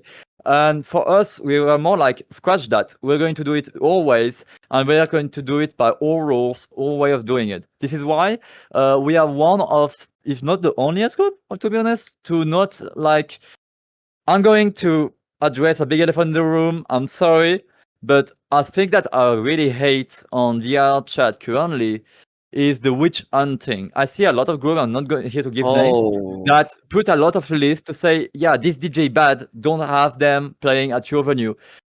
This is why something I like to do in the Ravetopia is to give a chance to everybody. I'll be honest, we had at one moment, not anymore, we had Konelabi at one point, not anymore, but we have 6. We have Floating Sound, we have Drollgird, we have me, obviously, and a lot of like misfit and ostracized DJ that play for us. Some people try to frame these kind of people as bad people, bad folks, doing bad stuff. For us, it's more like, you did nothing to me, you did nothing to my friend, and I want to give you a chance. So go in Topia and do it your way. And if I see that you cheer, you can stay. This is why I want to give a chance to everybody, and we don't do background checks. And we want to stay out of the quote-unquote scene politics of VRChat, because there is a lot of hypocrisy going on, that a lot of people start to be in their little crowd, little things together, and talk shit about some other people in the back. I'll be honest, I'll take, but they don't have balls to come to the person and to settle this like idiots. They prefer to put them on witch hunting list and say, this is a bad person. They do make up evidence about them, and they will ban them around and say that they are a bad person, so they are ostracized of the race scene. I've seen that a lot, and I'm fed up of it. Go ahead. Yeah, I would say that this kind of behavior, for me, I call it centralization of power. Yep. Basically, it's more like the clubs are not really wanting to control who, like, they don't have the control, basically. Club managers are less and less relying on others to do to quote unquote do their security. And this is a problem that ruins, I'm going to say it straight up, ruins the experience for everyone. So we try to be different, Yeah. and we try to bring independence. We're not dependent of these, because these things, first of all, in 99% of the cases, they're illegal. I'm saying it. But it also, we have an independence, basically, from these. These are not Yeah. the way. Our way is our way, and Yeah. others will not, like, show us the way. We carve ours. I know that when we started to do things our way and say, well, we're going to give a chance to everybody and literally fuck your way of thinking, we're going to do it our way, we made a lot of people mad. And we were targeted. We got a lot of clubs owner, I'm not here to give names, that started to spread some bullshit about us, saying that we were bad and doing this and that, and said as myself, Opaxas, that I was a bad person. They said I was transphobic despite being like trans and all of some other bullshit. Like, this is absurd. Like, I think the toxicity has no place in the rave scene, and I'm not allowing that in Ravetopia. Ravetopia will stay a neutral side, and I will nobody trying to influence me or my partners about it. This is why we are very picky about the place where we do our things, because we like to promote different venues, like world creators that want us to use their word to do a rave there. Sure, but we will never invest in the quote-unquote sand politics of VRChat, and I think this is more and more going into the toxicity way of like elitism. This is something that I see a lot, and I want to deconstruct that. The same way we deconstruct genders, I want to deconstruct the elitism that's going on and is being rampant in the rave scene lately in VRChat. We want to disprove I think it. I think there is a place for everybody here, and I will never allow like intolerance and discrimination against anybody, despite of their past. For me, like, if you were doing a bad thing before, if you did good nowadays, why would I still hate you? Of course, if the guy is somebody that did very illegal stuff, that I don't know, am I allowed to say some words or not? Or woman? You're free to say anything. That it's your Okay. it's your comments. So Okay. So I was about to say, you can we allow everybody, unless if you are somebody that has been targeted with some user accusation like pedophilia or touching people in real life with unconsent shit. Yes, we're going to do a background check. But other than that, like, if there is just drama between communities or some other stuff that are insignificant for me, I will let you come in I'll add something on that one. Good. I'll add something on that. Regarding what, like, illegal activities are said, I'm just going to say proven and there's material and unalterable evidence about it. Yeah, and I don't like this way of thinking. It's a very like cultural difference I see between the European and American that I've seen. In America, you are proven to guilty. It's like people will frame you for something, and it's up to you to defend yourself. In France, it's the other way around. You can accuse someone only if you have strong evidence about it, but we won't believe someone if they are like you can accuse someone randomly. And in America, you have a lot with the cancel culture that is going on, that they will cancel someone before they are allowed to have a chance to speak. Like, this is crazy, and this is why I don't want to get into politics if I started talking about this, but we are against like canceling someone and not letting them have a chance to redeem themselves or have a chance to prove that what the allegations are false. And One thing is that cancel culture in France is illegal. Yep, Totally illegal. It's considered harassment. it is. In France, you can't cancel someone like that. It's because it will be called like the Discrimination Act. Like, you can't just say to somebody Defamation. like, "Oh yeah, you are a pedo." Like, okay, do you have proof of that? No. then you get jail time. This is the thing. I don't know about you guys in America, but in France, this is illegal to accuse someone with evidence. This is why We we personally are. endured this. Good. Yeah, we personally endured this kind of situation, and I had to sue someone for that. I won't say names, but I had to sue some streamers for that. Yep. This is why we are extremely careful about this, and we don't allow everybody to come to us and to start random allegations. This is why we handle all things our way, and we don't listen to the witch hunting, and we don't listen to what's going on in the rave scene in general. We want to have our own opinion We keep about our someone. power. Exactly. We keep We our keep our power, we power keep the above way it. of doing things. And we may be like quote unquote a small group because we are only 2K in the rave scene, and there's like bigger groups than us. But we won't let anybody influence our way of doing stuff because we want to do it our way only. And if you don't like that and you don't approve that, well, you can block me and you don't interfere with my group, but I'm not allowing you to trying to sabotage us or sabotage what we're doing. Just leave us be. We leave you exist too, but don't try to sabotage us because you're not happy with the way I handle stuff. This is the way I'm saying it. All of this is very interesting, and you're breaking up a lot of different points. And you know, for a group that's been around for a year, and being able to understand all of the different things that are going on within our community as a collective, is interesting because. For me, I've been in here since 2018. It's been a long time. I'm tired. I'm an old man, but at the same time too, almost every year there's always something that happens. And even before the rave scene, there was a big thing about gatekeeping within the content creator scene during like, again, we have Drumsy, you have James Ski and Lolathon and stuff like that. You've had plenty of people trying to get into their good gracious so that way they could either be on stream or get noticed or get famous based off of the fact that that other person is famous. So there was this stigma around that at the time of it just being like, okay, you're in this for the wrong reason. And tough love is always tough love, especially when you're telling people saying, hey, you know, it's okay to start your own thing. It's okay to do your own thing. Don't leech off of other people.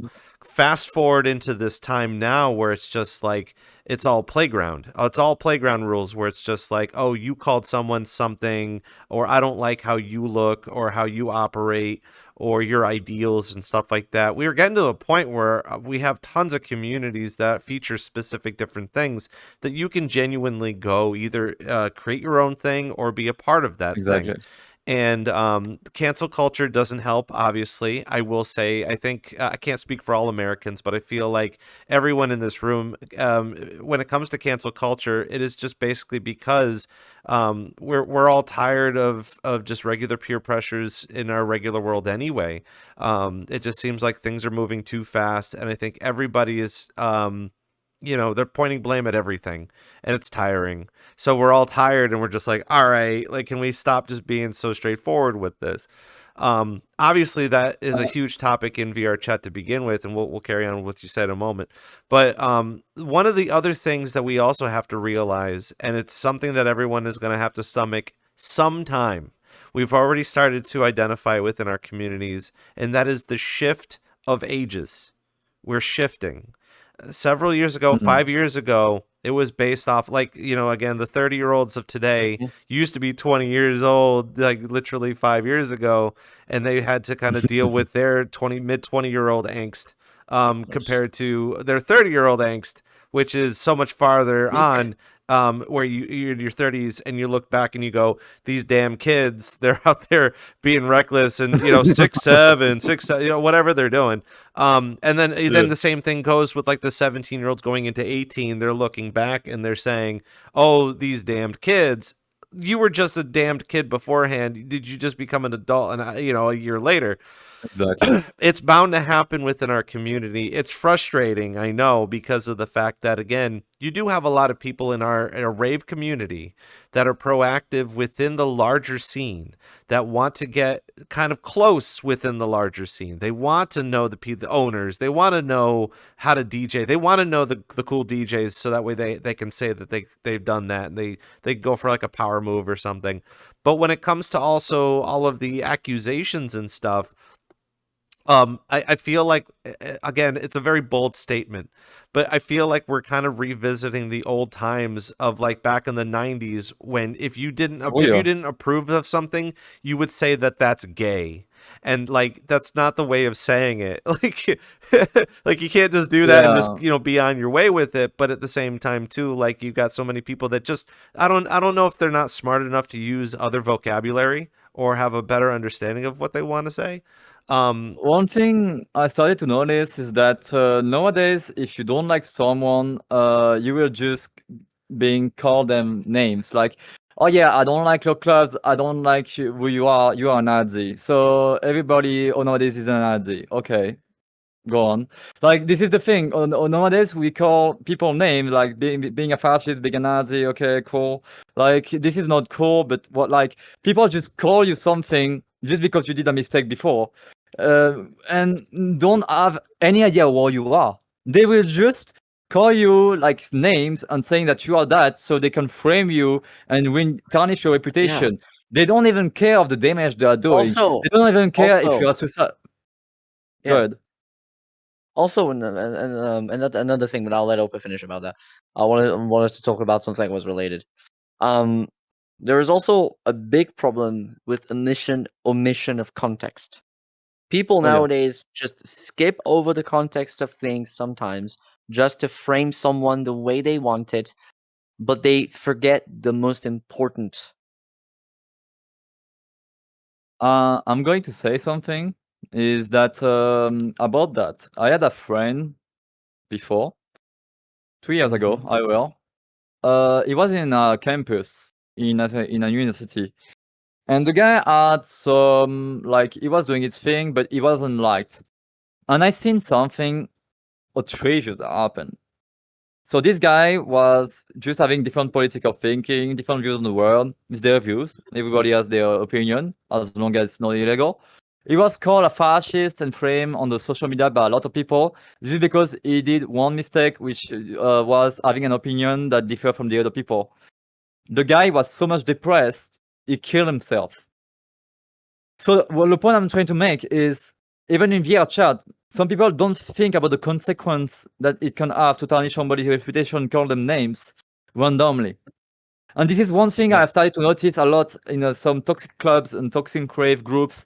People starting calling you names, spreading around that you are this or that, telling some other club owner that they shouldn't have you playing for them, they shouldn't have you around, and start saying that you are a bad person around. And people will just being sheeps, being good boys, following the herd, and not doing a background check to see if it's true enough.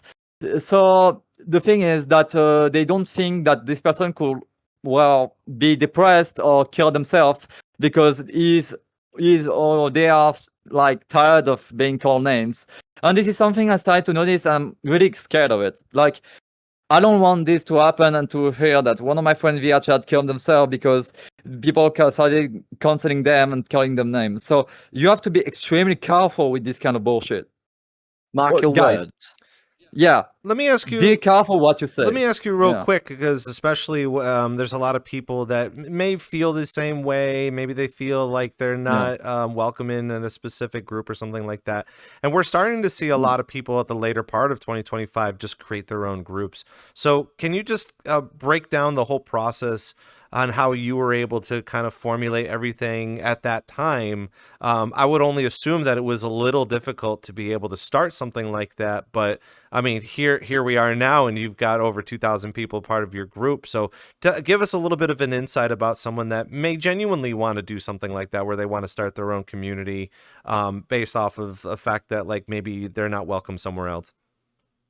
Well, that's how it happened. For me, as a personal experience, some people, when I started working with Ravetopia, they weren't like trusting me. So there is like this form of elitism in the rave scene nowadays that I really don't like, is that if they don't know you, they will like in certain groups, certain sphere, like the upper sphere, like it's like there is a hierarchy in the thing. This is ridiculous. They will dox you between them to know what you do, your occupation, if you were a criminal before, if you did that or this. They will do a full background check to validate you if you are belong as a group owner. This is absurd. Like for me, everybody has a chance to do their group with their group of friends and do something amazing with them. And I think we don't need to do background checks all the times, and we don't need to be paranoid, because I see a lot of paranoia in the Rave community. This is the thing. So when I got new, I literally kicked the door and being like, I'm going to do the thing my way. We're going to do they've done kids. Like I'm 25. We started the group in 2024. They are like old timers that did create their community like way before us, and they see us and be like, bro, like, what are you doing? You don't play, or you're supposed to play always. You do the same thing as us. Why are you doing it this way? And I said, no, I want to do it my way. And they were like, oh, dang, kids. So yeah, this is the thing. This is the thing. So I'll settle it as the audience that are watching us. If you are very passionate about something and want to do something, do it your way, or don't let anybody influence you. And this is how you create new stuff. Because if everybody do the same stuff all the time, we are just reinventing the wheels. We're not trying new things. So be smart, be resilient, do it your way, do it the way you want, be passionate about it, and just keep pushing. And never look back. Just continue going forward and give your best self to provide the best content for everybody. This is my advice for everybody that wants to start a group out there. If you have a project and you have a passion to do it, just do it, and do it fully, or don't do it. Go ahead. Just do it. If you have a project, if you have a hope, even if you have a dream, you can dream about it, because you will be able to do it someday. Just push for it. Never give up. And if someone tells you something that doesn't go your way, ignore it. Just push through it. One of the hardest things in VRChat too that we have to continuously recognize is peer pressure. I know that is one of it's a social simulation that we're in. When we're in here, if we're not DJing, we're trying to make friends, we're trying to talk to people, we're trying to find relationships with people that will enlighten us in the way that we think. And again, that goes hand in hand with the people that may not line up with your ideals or how you think of things. That there will always be a group of people that you can hang out with that either like you for who you are or what you listen to. I think there will always be someone. Yeah, I think this year at Four Seasons, like I was listening to some dubstep or some rhythm, and I was very forward. I was just like, I don't know how to dance to this. I enjoy it, but I'll stick around and whatever. But I didn't, I let the people that enjoy it go in there and rock their heads back and forth. They know how to do that, and they had a really good time with it. But in the case of the fact that we're shifting, I mean, it happens almost every year, but I always look at it like every 2 to 3 years we have a big old shift. The same thing with the shift is that once this group gets, or this community gets a lot bigger, we're going to get to a point where there's going to be someone that made someone else, or made something else, and that one's going to get much larger and get a lot more attention. Can we complain about that? I guess, but at the same time, everybody, it's eras. Yeah, everybody's doing their own thing and they're enjoying themselves. So that's kind of a thing. Yeah. I think there's a space for everybody, and there's a place for everybody. Like, if you don't belong somewhere, there's always a group that will allow you in and vibe with you. If you don't vibe with some place, just go somewhere else. I'm not forcing anybody to come to Ravetopia. Some people will think I'm an asshole, and that's fair. Like, good for you, man. This is the thing. I think that everybody have a point. Everybody has an opinion, and we have to respect everybody's opinion. I know it's very, very hard in 2025 to be happy to disagree. But this, I don't, how do we say this in English? Disagree to when you allow it. When you allow you disagree, but it's okay. Being honest. Yeah, and okay, being honest about it. Yeah. No, but I respect your opinion even if I'm not agreeing. It's just being respectful, I guess. Yeah, agree. Agree to disagree. Yeah. English is not my first language. I apologize. But the point that I wanted to make, let me cook, is that I think that everybody has a way of saying the word, and we have to respect that. And everybody is unique and different. And if you don't vibe with that group, just go somewhere else and vibe with the group you want to vibe with. This is why We don't force anybody to be part of Ravetopia, but if you like our mindset, you're free to welcome. But I will always be more than pleased to point someone to another group and be like, oh yeah, I know these guys are doing this way. Maybe you will be more happy to be with these people. I don't want to gatekeep things. I'm not here for clout, and I don't think any of us are. We're just here to provide a safe Rave experience, LGBTQ plus queer community for everybody that want to do anything they want, Burning Man type. And if you don't vibe with that, well, that's fair. That's the thing. And all That's fair. of this is And very all- good all- too, especially with I've been seeing a lot of Mhm. the different comments in chat, also agreeing with all those policies too. The fact of like, you know, we're all together in this space. We're all here for music. We're all here for a really good time. But the thing that's hindering us collectively is just the pure pressures. Honestly, because Yeah. everybody operates a different way, and you know, it's okay to not connect with other people based off of what you think they believe in or what you believe in. There again, there's so many fish in the ocean, and the ocean is quite vast. Especially in Exactly. here, like we have an ocean full of different genres and anecdote.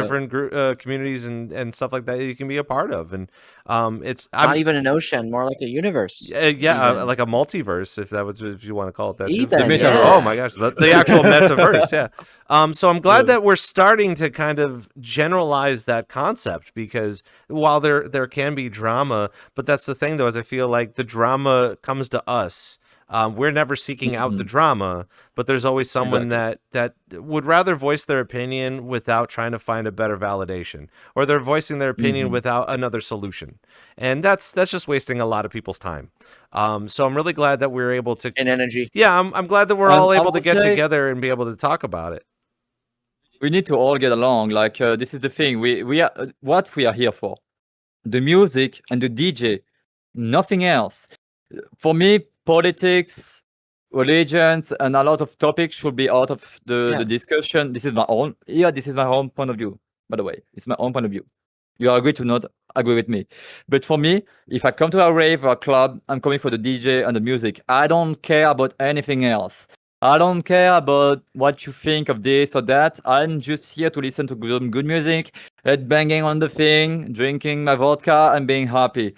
I'm not here to say, "Oh yeah, this guy is trash. Oh yeah, this club is trash." Yeah. No, I If you don't go care. to if you go to a music Yeah. party, if you go somewhere to listen to music and watch a DJ, you're gonna listen to music and watch a DJ. Yeah, That's the point. we're here for the DJ and the music. We're not here for anything else. Go ahead. Maybe a visual show that goes with it, but I mean it's part of the show. Yeah, I'm sure at some If you're going for a point in show- time you're going to need some more visualizing and stuff like that too. But it is VRCDJ Live, and we're sitting here with Ravetopia, and we're sitting here with Opaxis Hello. and Neko, and we're just kind of breaking down all sorts of different things, a part of our communities, and just kind of I don't want to say it's a therapy session, but it's nice. It's nice to be able to just kind of bring this up occasionally.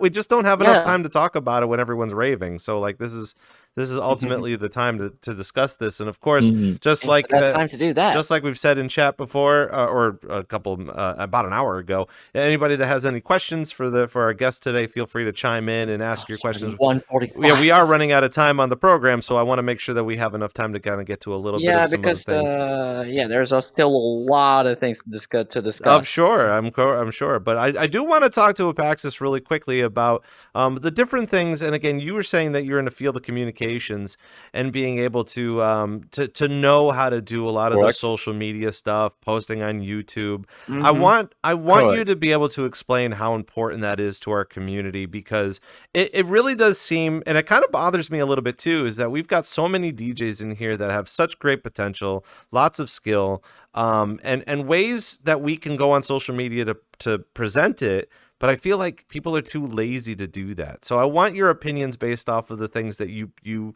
showcase on social media, and then what you think people should proactively be doing if they want to get noticed. So that's actually correct what you're saying, and I will break it down. So basically, what I do personally as a DJ, so Opaxis, actually, the first thing you have to do is getting yourself known and branding. As you can see, I'm in this show with this T-shirt. There's my logo there. There's the Ravetopia logo there, and there's my name here. This is the kind of stuff you can do. Also, have a strong presence on social media. X Twitter or whatever you call it, Blue Sky, Instagram, maybe some other different social media. You are, as a VR DJ, you need to have a strong presence on Discord and a strong presence via chat. Like, don't hesitate to come to a rave. Don't be shy to promote yourself, being, oh yeah, I'm this person, I'm doing this or this. Or even if you go to a Pug or a Black Cat instance, just say, yeah, I present yourself and be passionate about what you're doing. Talk to people what you're doing. People like passionate people. They like people that present themselves and give their best self. And this is the thing. You have to also be your own character. What I mean by that is, people that know me know that I have a tough personality. I am myself. I am not afraid of saying things, and people like that. So you need to have a character that people can relate to, or agree with, or even like see in general. I'm not saying that you need to mask yourself. That's what I'm saying, because I'm always genuine and being transparent and being myself. But it's more like having your own ways of presenting yourself. It's help. Also, I did being a community manager for a couple of big corporate stuff in the field over the course of the years. I did work for big gaming industries in France, like Ankama. I helped them. I did work for La Nef, which is a big concert room in Angoulême. I did work for some big student thingies in campus to promote some festival and stuff. So I know my ways. But the thing is, I'm saying is that you need to have a strong presence and do it in advance.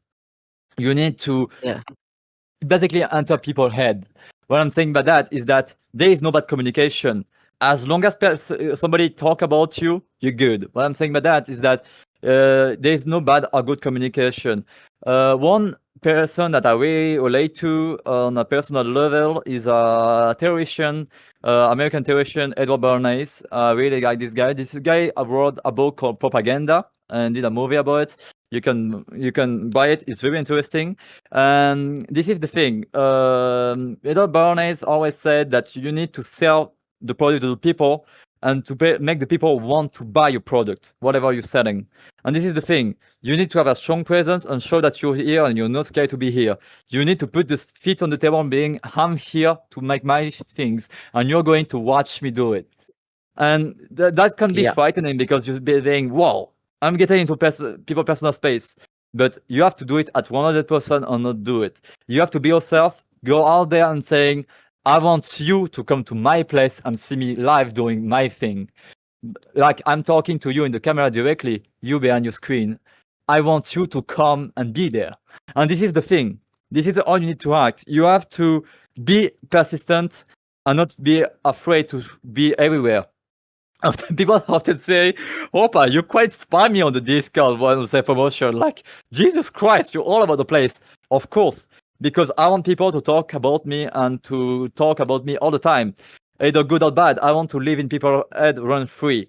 So I will say something really funny. Thanks to the haters, because they are the one that gave me the best communication by talking about me and spreading all these false rumors. Like, thank you, bro. Thank you so much, because you're giving me basically free promotion and advertisement. Thank you guys for saying bullshit about me. Now, I want to I also want to ask you about YouTube as well, because one of the things that I got to notice was, and this is something that's kind of important for the DJs nowadays, is it's not even just a matter of posting it on social media. Or you can't have a Discord presence and talk and get into all these different Discords and stuff like that. But I was so surprised with your YouTube that you were able to showcase lots of mixes with different genres. And so I want to be able to break down the type of genre that you perform primarily, and kind of the reasoning behind how constant you are with that. Like, you were able to post a brand new mix maybe every month or so of a different genre. And I want to break it down because there are a lot of people that are starting to DJ right now that are interested in DJing, but they're not quite sure how to start with, what genre to start with.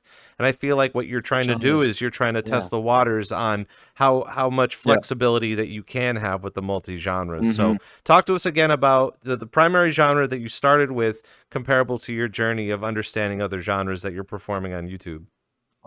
So my first, I will talk about that later, just afterwards. okay, my first thing that I ever That question posted interesting. was, my first set I ever did on YouTube, it was, I think, in December. It was art bass, actually, before fun. And when I entered the website, I said, "Oh yeah, I want to do classical music," as a joke. But this is the thing.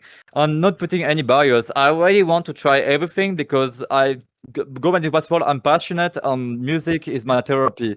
As someone with a lot of issues, I love the music in general. I love that we have so much different genre and music things that need to be tested that can put on the table. I don't want to do the same thing as everybody else. I want to do it my way. Nowadays, I mainly play hard techno, trance, and some progressive techno, melodic techno stuff. But a lot of rapcore, which is a new French genre that emerged 2 years ago. It's a French It's rap with hardcore.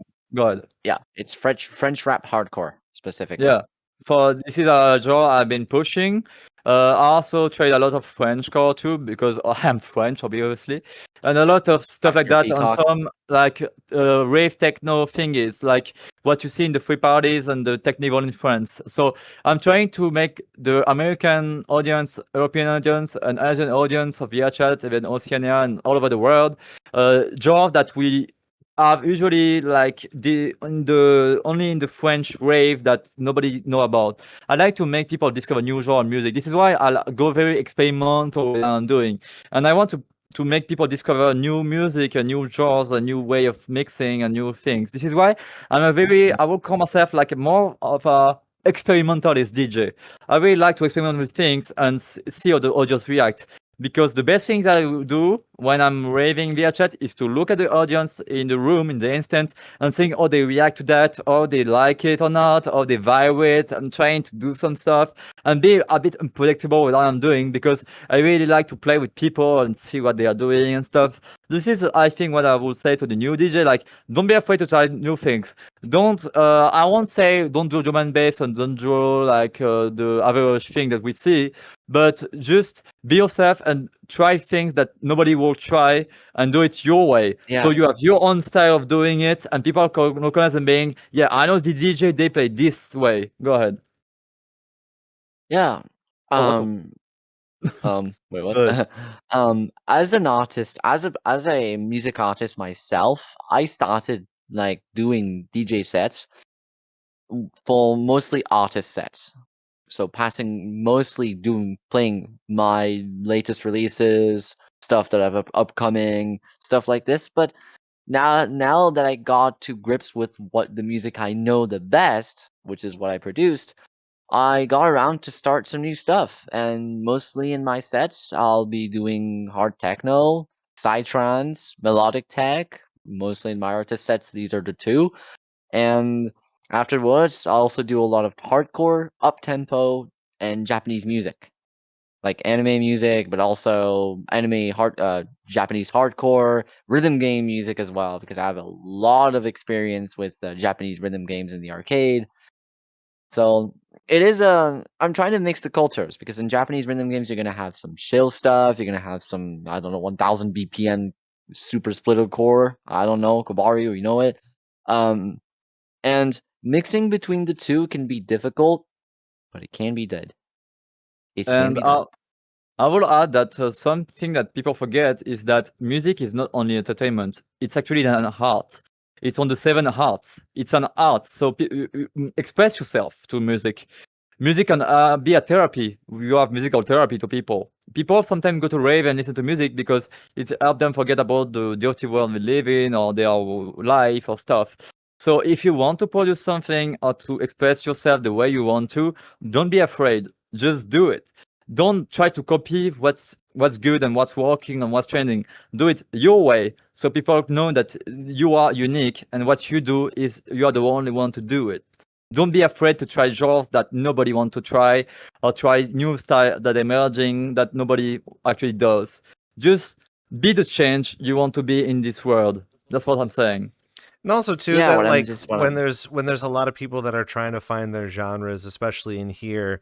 I know in the Americas, drum and bass is still kind of a big thing, and it was funny because I Yeah. thought D&B and I dubstep as well. yeah, I was gonna say like hardstyle itself in the Americas is like a little hit or miss. Not too many people are into it. And hopefully that'll change over the next couple of years or so. Yeah, But I mean up-tempo. I mean European style up-tempo is getting to America with people like Gable Lil too. Texas. I think it's easier though Yeah, to Gator have as a lot well. of Americans go to Europe for that sort of stuff though. Like they're expecting that Yeah, Lil experience there too. Texas, like Lil Texas, I've seen him live, and it was absolutely amazing to see an American up-tempo artist in Europe, especially in my town, and I just loved it, and it was a massive inspiration to see that, well, up-tempo and other specific genres that were born in Europe can exist in other places around the world. And I will say that my favorite artist that pushed me into music is The Prodigy. I love The Prodigy so much. I did a The Prodigy set, Yeah, obviously, recently, a Prodigy tribute set. But I would I see a lot say, of remix of The Prodigy into a lot of different genres, and I think that's great. For me, music is only meant to be remixed, evolved, and try new ways. This is why I don't want yeah, to gatekeep a genre or gatekeep the way of mixing I do. This is why most of my friends that says, "Oh, I heard that song and you said, can I have it?" Yeah, I give you the FLAC or WAV files for it. Also, advice for the DJ: please don't mix with MP3. It sounds like ass. Use mixed with FLAC or lossless WAV. files. Yeah, Mixed exactly. with lossless files. I will say it Yeah, again. Lossless files are the future. exactly. And also, I will add also an advice is that you need to when you need to configure your OBS thingies if you want to be a VRCD DJ. You need to go in the parameters and put the thing at 320 kilobits, if Yeah, I'm not wrong, and yeah, set up 320 everything kilobits per second. and make it so it's your programs audio and not your decks audio or mic audio. Like you do a good setup because you can have the best in the world. If it sounds like ass, nobody will pay attention. So For you single really have PCU, to go ahead. yeah. For single PCUs, honestly, yeah, use your program's audio. But some people won't have the possibility of using one PC because either they use a standalone controller or they mix on another DJ tech, which is what I do. I mix on a DJing laptop specifically that I have with all my songs, and I have another like PC that I use for VR and rendering and streaming and visuals. So I just feed the audio through an actual dedicated interface for that. Exactly.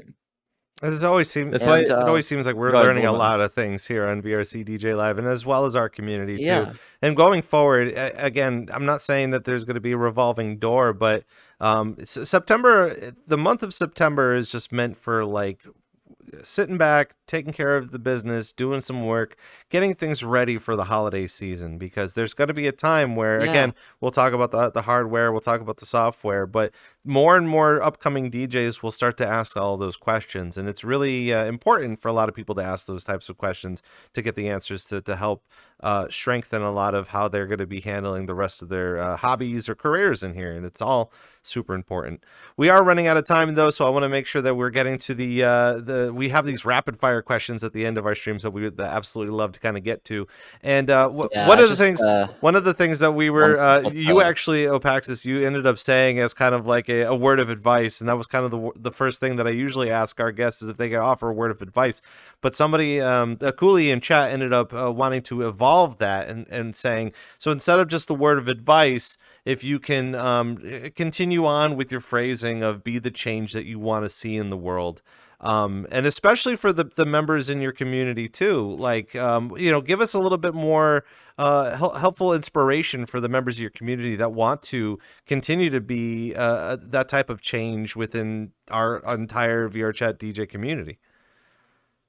I think Yeah. that you just have to try to be your best self. If you are really passionate about something, you need to do it. Like I said before, 100% on not doing it at all. If you really want to do something, just do it, and don't let anybody tell you otherwise. Don't let anybody tell you what to do, because you know better than When you're everybody else what you're capable of. You are your own master of your own life. If you believe in something, do it, and do it 100%, and don't push back. Just yeah. do it, and everybody will know that you are the one that pushed this idea, and that you are the visionary behind that Yeah. idea. Good. I'm just going to try to finish a bit because I wanted really to talk about this topic, future projects, because it's Oh a yeah. thing that honestly I want to have time to talk a bit. So last summer I proposed a project at ARPA to start doing XR and portal related XR events in France, which would be the country's premieres, literally a country premiere. Mm-hmm. And I manage myself since 2023 an IRL events organization that does events, gaming, particularly gaming events, but we start to diversify our activities. And thanks to Topia, we found some kind of synergy between the two, and XR events are going to be part of it. Basically, the XR event type that we're doing is that you have like an IRL crowd and a VRChat crowd that shares the same kind of performer. Either it's at the IRL event, VR, or even people that play from home and that do stuff. And they rave together, and they also have a place just aside to interact as well with the mic, a camera. So it's kind of a connection type feeling. And as I said, we don't want to go like too big to start.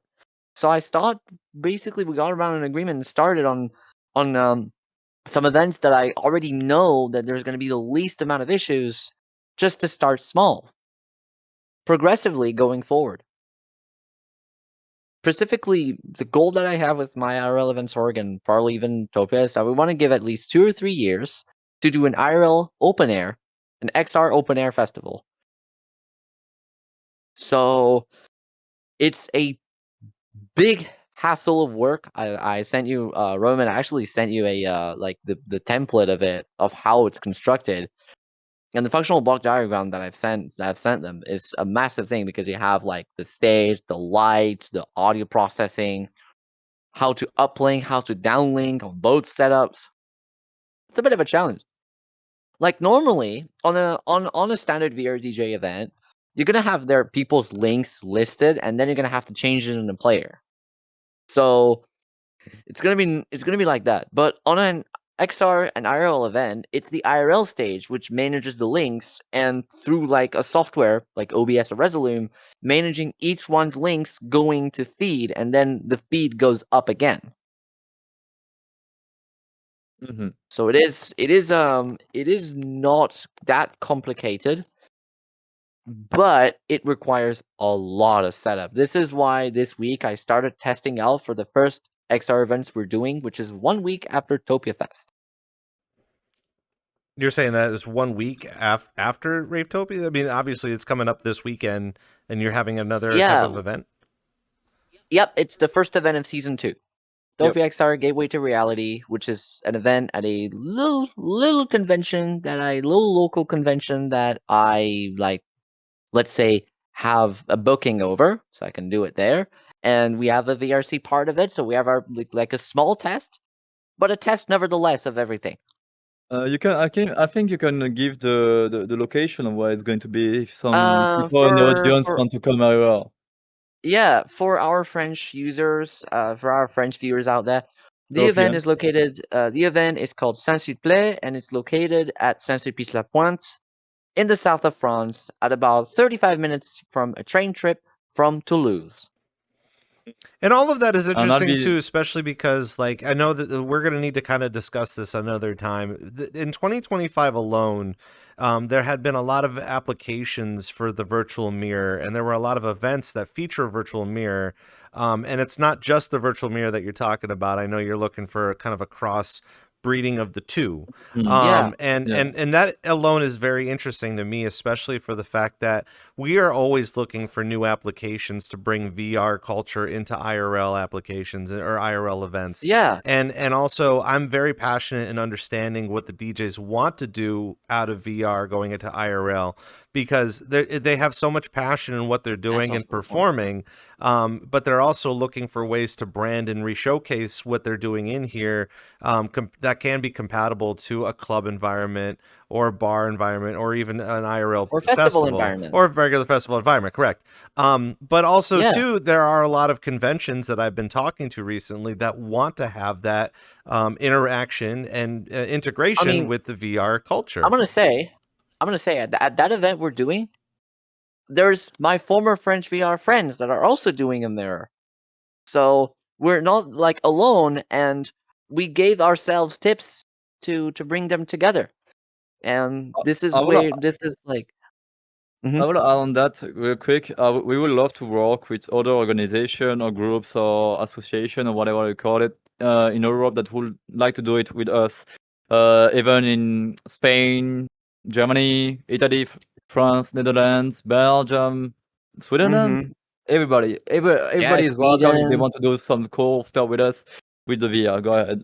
Yeah, we Continue. are open with that opportunity. But what I'm saying is that XR is a way. I find that XR is actually a very uncharted territory as well, and we want to innovate. And a lot of that we too. Want a lot. I'm sorry to cut you off there. I know a lot of that is going to be a matter of understanding and being able to see the actual physical evidence of that. And it's going deeper into the XR type of thing. We don't want to just do like XR events. We want to make it a viable concept for the future and show off that a concept like this can be made viable. I won't say financially viable. I would say like viable itself. Make it a concept that can be easily repeated, that can make it like seem like XR festivals are basically the same as some of the biggest mainstreams. I will add on that France is one of the few countries that have what we call a mystery of culture. And I think that the most important thing that in my life as a person is to be able to spread culture and to spread, well, experience to people. Every money that I get as a person, I'm disabled, but I live with the government funds and stuff. Every money that I get, I give it to my friends so we can go to cultural things together, like Japan Expo, like Rave events, like even clubs. Like we want to promote art, music, paintings, visuals. We want artwork. Exactly. We're not here for clout and money. We're here to spread culture, to spread a mentality, to spread a way of shaping and doing the world together. This is what it's about. Ravetopia is nothing more than a group that want to shape a culture and a rave culture and spread it around. A new way of thinking things. Exactly. It all sounds a completely new way. It all sounds very awesome, and again, going forward, it's going to be a matter of reintroducing that concept to people that haven't known what's going on in here, and that's the hardest to kind of go. If you were to go off of like the Oculus, for example, here in the States, I don't know so much about Europe, but here in the States, they're just treating the Oculus like a toy, as opposed to so many other things that you can do. So wrong. That's what I'm saying. It's just like there's so many other applications. You know, we talk about VR applications. There's a lot of people that genuinely believe that VR stems off of the Apple Vision Pro, and I'm like, no, you're wrong. But that's the thing, though. It's like selling a roller skate. It's like selling a skateboard to a turtle. Like the turtle doesn't need it, but doesn't realize how much faster and how cooler it would be if it's on a skateboard. So this is why one of my goals with Ravetopia will be to expand the VR culture to the masses. We would love to be in some convention salons, places where we could showcase what we do. We want to do rave zones in some conventions, like private conventions, normal convention, anime conventions and stuff, to spread this culture, the rave culture that we do here. So people through the rave can hear about the VR itself. We want to So, work not with only the that- French. Soon we will. I finish on that. We're going to work with French VR, which is actual organization in France that promote Yeah, the this is French planned. in France the VR, and we want to work with them to spread through music and art the way we do things here, to show people, yeah, it's not just grown ass men pretending to be anime girls on a social network. It's so much more than that. Go ahead. It's so much more than that, yeah. Like VR is a hell of a different possibilities, and there's going to be, of course, some kind of bad sides, but there is always a good side to things, Exactly. and the good side just overwhelms it. One thing I hate is those fucking, excuse my language, videos on VRChat, about Oh VRChat, my god! on YouTube that says, "Oh, look at VRChat, they're all predators, they're all these kind of people, they are all so bad and shit," and they only saw the bad sides for clicks and Yeah, I mean, to show that VRChat is the most degenerate place with the most filthy Yeah. people and stuff. I see a lot of hate. Go ahead. Yeah, anecdote on that. One of the latest documentaries that German and French God, TV yes. did was so out of Arte. touch with the Arte. community. Arte, yeah. Yeah. They were so out of touch with the community. So, to explain the thing, Arte is a French TV Franco-German. thing, of Franco-German TV thing Franco-German that TV talk station. about culture. So they did a documentary on VRChat. The issue is the only thing they talk in the thing is the sexual aspect of VRChat. It's And they just the did not- sexual shit. Good.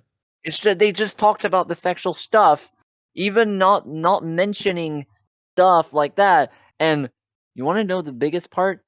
Confirm me if I'm wrong with this, but we were in contact with most of the intervenants in that show. Most of them lied, just for clout, because they were forced to. Yep, and if you look on the comment section, which is in French, a lot of personality from yes, a lot of personality that are on the French-speaking people that are on the VR and invested like me and Neko, we reacted very bad to it. And there's also this guy called Morala Ships who did a content documentary to explain why Arte was so wrong about it, because there's so much more than the sex thing of VRChat. Yes, there's a lot of people that go in VRChat as e-girls, 40%. gooning and stuff. That's true, but it's so much more than this. Go ahead. One thing, 40% of that documentary wasn't even talking about VRC at all. Oh yeah, it was a girl doing some VR stuff, shaking her ass around. Like, I don't get it. In a completely self-developed environment, not even talking about VRChat itself. It was so bad. I feel like we all can relate to this too, but at the same time, you know, it's us that are passionate in VRChat that can move mountains with all the things in here. Yes. The XR will come in time, the virtual mirror will come in time, but that's collectively the tribe that we have in here in our DJ community. We're already kind of comfortable with. We already know what kind of change we're looking for. It's the amount of effort and energies that we need to do to combat those videos and to make even better content moving forward. So even going into the greater part of this year and kind of wrapping up a lot of this, especially with your festival coming up this weekend, you know, we want to make sure that we have lots of cool video. Very soon. 20 hours from now. Yeah. But being able to make that video and being able to showcase that is just something, especially on social media too, how, as I was saying, a lot of the DJs need to begin to start doing. People are proactively looking to watch. It's just the type of content that we, as people that are in literally the center of it all, need to go ahead and be able to showcase to that. Again, we can sit here and talk throughout the evening. We are running a lot out of time. We're already over on our show. Yeah. I just want to say one last thing quickly. We are the pioneer of this generation of VR, and we need to show the way to the future generation, the people that want to join the VR experience, that it's not all that bad. There's a lot of good side to it, but you need to explore it. It's to VRChat us to can show us the be. way, Yeah, go ahead. and we are showing the way. Just follow it. You Yeah. can have the worst and the goodest in VRChat. It just depends on where you go. So don't trust those videos that you see out on YouTube saying it's a bad game. Do your Go own explore by opinion. yourself and make your own opinion. Exactly. Yeah, come in here and Make have your your own own, have a opinion. really good time with it. Before we get going, I want to be able to touch upon some of the rapid fire questions that we've set aside go here ahead. too. Okay. Because Sorry, there are a lot of reacting. people that at the end of the streams they do really enjoy the feedback from our guests here. Especially for the fact I know you were bringing up that you've been listening to Prodigy a lot. Between the two of you, Myself. what you as well? Myself. What are? Me. Let me ask the question. Hold on a second. Calm down. Yeah. I know you're excited, but holy shit. What are No, I'm just who wondering. are a couple of artists that you're listening to right now that that people should get to know better? Okay. I'll take this one. Well, first myself. I mean, I listen to lots of my stuff when I'm around. Like literally. But my biggest inspirations are going to be mostly in the Psytrance themes are mostly going to be Asterix, Astral Projection, Phlegma, Avalon, Burning Noise, and last one is Outside is they're all the, let's say, for my opinion, greatest of all times when it comes to Psy music. They're my biggest inspiration. And fun fact, I actually managed to get a talk with Phlegma in DMs once. Yeah, and in terms of techno, one of my greatest artists, one of my favorite, if not my favorite, is Joachim Garraud. Want to know one thing? I worked with him. Me and my family specifically worked with him, and it was last year. For me, it's only recent since I put my step in EDM. When I was like 2 years ago, I was just a metalhead listening to metal and stuff. And it's only recent that I started to go more hardcore, more into the EDM type of stuff, doing techno, trance, a little bit of everything. So yeah, and the first group, so to transition from metal to this kind of music was Thunderdome, Prodigy, and some collaboration that they made with bands like Bring Me the Horizon and stuff like that. And back and forth, I started to listen to a bit of everything, and now I'm trying to diverse myself. So I'm trying more to find myself in general, but I try to be like an experimentalist. I try a bit of everything. Yeah. I've got myself into up-tempo quite a lot recently, so yeah. That's also very exciting as well. Up-tempo, hardstyle. As far as the DJs and not only just the DJs in your community, but can you, between the two of you, list your top 3 DJs in VRChat to kind of see in 2025? VR DJs.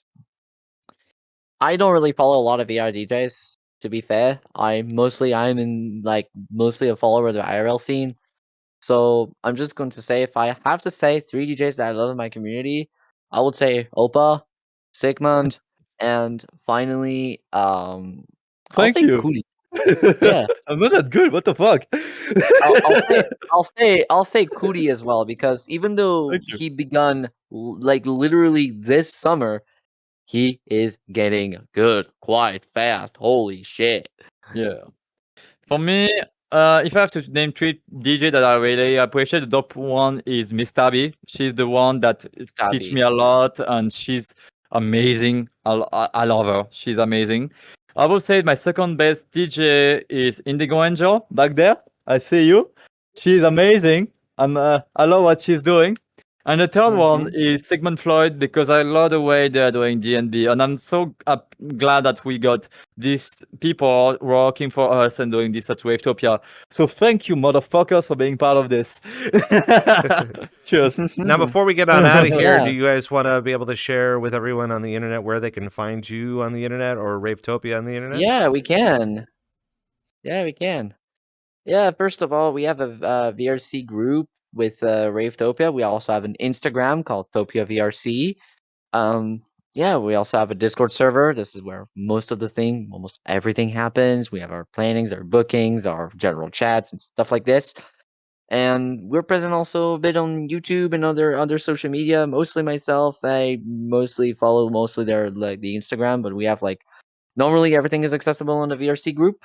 So I'm representing it currently, and everything. We have everything there. Um, but it is what it is. Also, if you have question about Ravetopia or if you want to know, like I said, move to here. Well, also these people up there, they are all amazing, and we're doing this because they are here. What they are doing, all of these people in the background. Hi, everybody. This is because of you that we do it. You're all amazing. We love you, and we keep doing it because of you guys. So make some noise for yourself, guys. Yay! We love you. Let's go. Yeah, this is the thing. Love And I'm Ravetopia. sure We are. Go ahead. I'm sure a lot of people also Go too. ahead, go We're very excited to have everybody get ready for the next 3 days for the festival and then Tokyo Fest is gonna be Of course, fire. absolutely. Like I'm hyped for it. But this isn't the only 3-day festival we have planned for the next 6 months. We have another one But that we're just going to say is going to be our birthdays. and obviously you'll be able to get all that information up on the Discord too. I would only assume so. They are already on the Discord. Discord already. All the information for that event is on the Discord, and most of the XR stuff we tend to plan a lot in advance. For first of all, because the slots go out super quickly. Because it's great. That means that we have people wanting to DJ for us. And second, better be planning early than late. That's very true. So, but I'm very really true. glad that you guys were able to come on here and talk about your community and be able to bring light to, especially for those DJs that have been in here for a couple of years, but they're starting to kind of test the waters, test the scene, and be able to showcase what you guys going on in here. Yeah. So, I want to thank you guys for coming on the show. Ravetopia is somewhere you will be able to have fun. You will be able, as a DJ, to express yourself, to perform the way you want it. So And I want to say feel the pulse, something. Thank you so much, Roban, for having us. Thanks for everybody that support us and believe in us and what we're doing. And thanks we're to the doing this because of VRCDJLIVE all team. of these people down there and all the people on all groups and Discord. We're doing this because of you guys, because you kept inspiring us to continue and pushing forward, do great things together. So Topia exists because of you guys. So keep following us, keep being behind us. And we will keep doing some amazing stuff just for you because we love you so much. And I will thank you so much for being yourself. And keep feeling the pulse. Good. Yeah. Keep feeling the pulse. Keep losing yourself to the rave. Keep being yourself. Be yourself in this world. And I will finish by saying this. The motto of Topia, feel the pulse, push yourself, divided by borders, united by the wave. It was Opaxa signing off. And it's going to be a really exciting couple of days. So exciting. Very exciting 3 days upcoming there because it's the end of the first year. We're all very excited for it, that's for sure. So make sure you take a look for Ravetopia happening in the next couple of days here in VRChat. Of course, within the scene, there's just so much going on in here, and we want to make sure that everybody gets to come in here and experience all the different things. So again, thank you all for coming by for VRCDJLIVE, and of course we broadcast here every Thursday. And coming up next week, we're actually going to be sitting down with Chill Phil of the, I believe it's the Ancients group. I believe it's what's called. Let me just triple check that.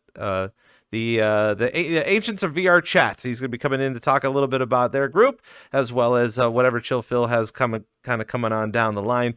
We'll have the highlights and the replay for you up on YouTube by this weekend at VRCDJLIVE. Of course, you can find all of the promotional materials as well as who's coming on the show up on X and Blue Sky. We do have an Instagram as well, and you can find us everything VRCDJLIVE related via our link tree, including if you are a DJ that want to be in the next up and coming episode, or you want to come on and talk about the community. We're here for you, and we love to have you a part of our program. So make sure that you're following everything VRCDJLIVE using the link tree. So for Opaxis and for Neko and Cooley, who was in our head a little while ago, and the VRCDJLIVE staff, I'm Rob Roman. Thank you guys for coming by, and we'll see you next time. Thank you for having us.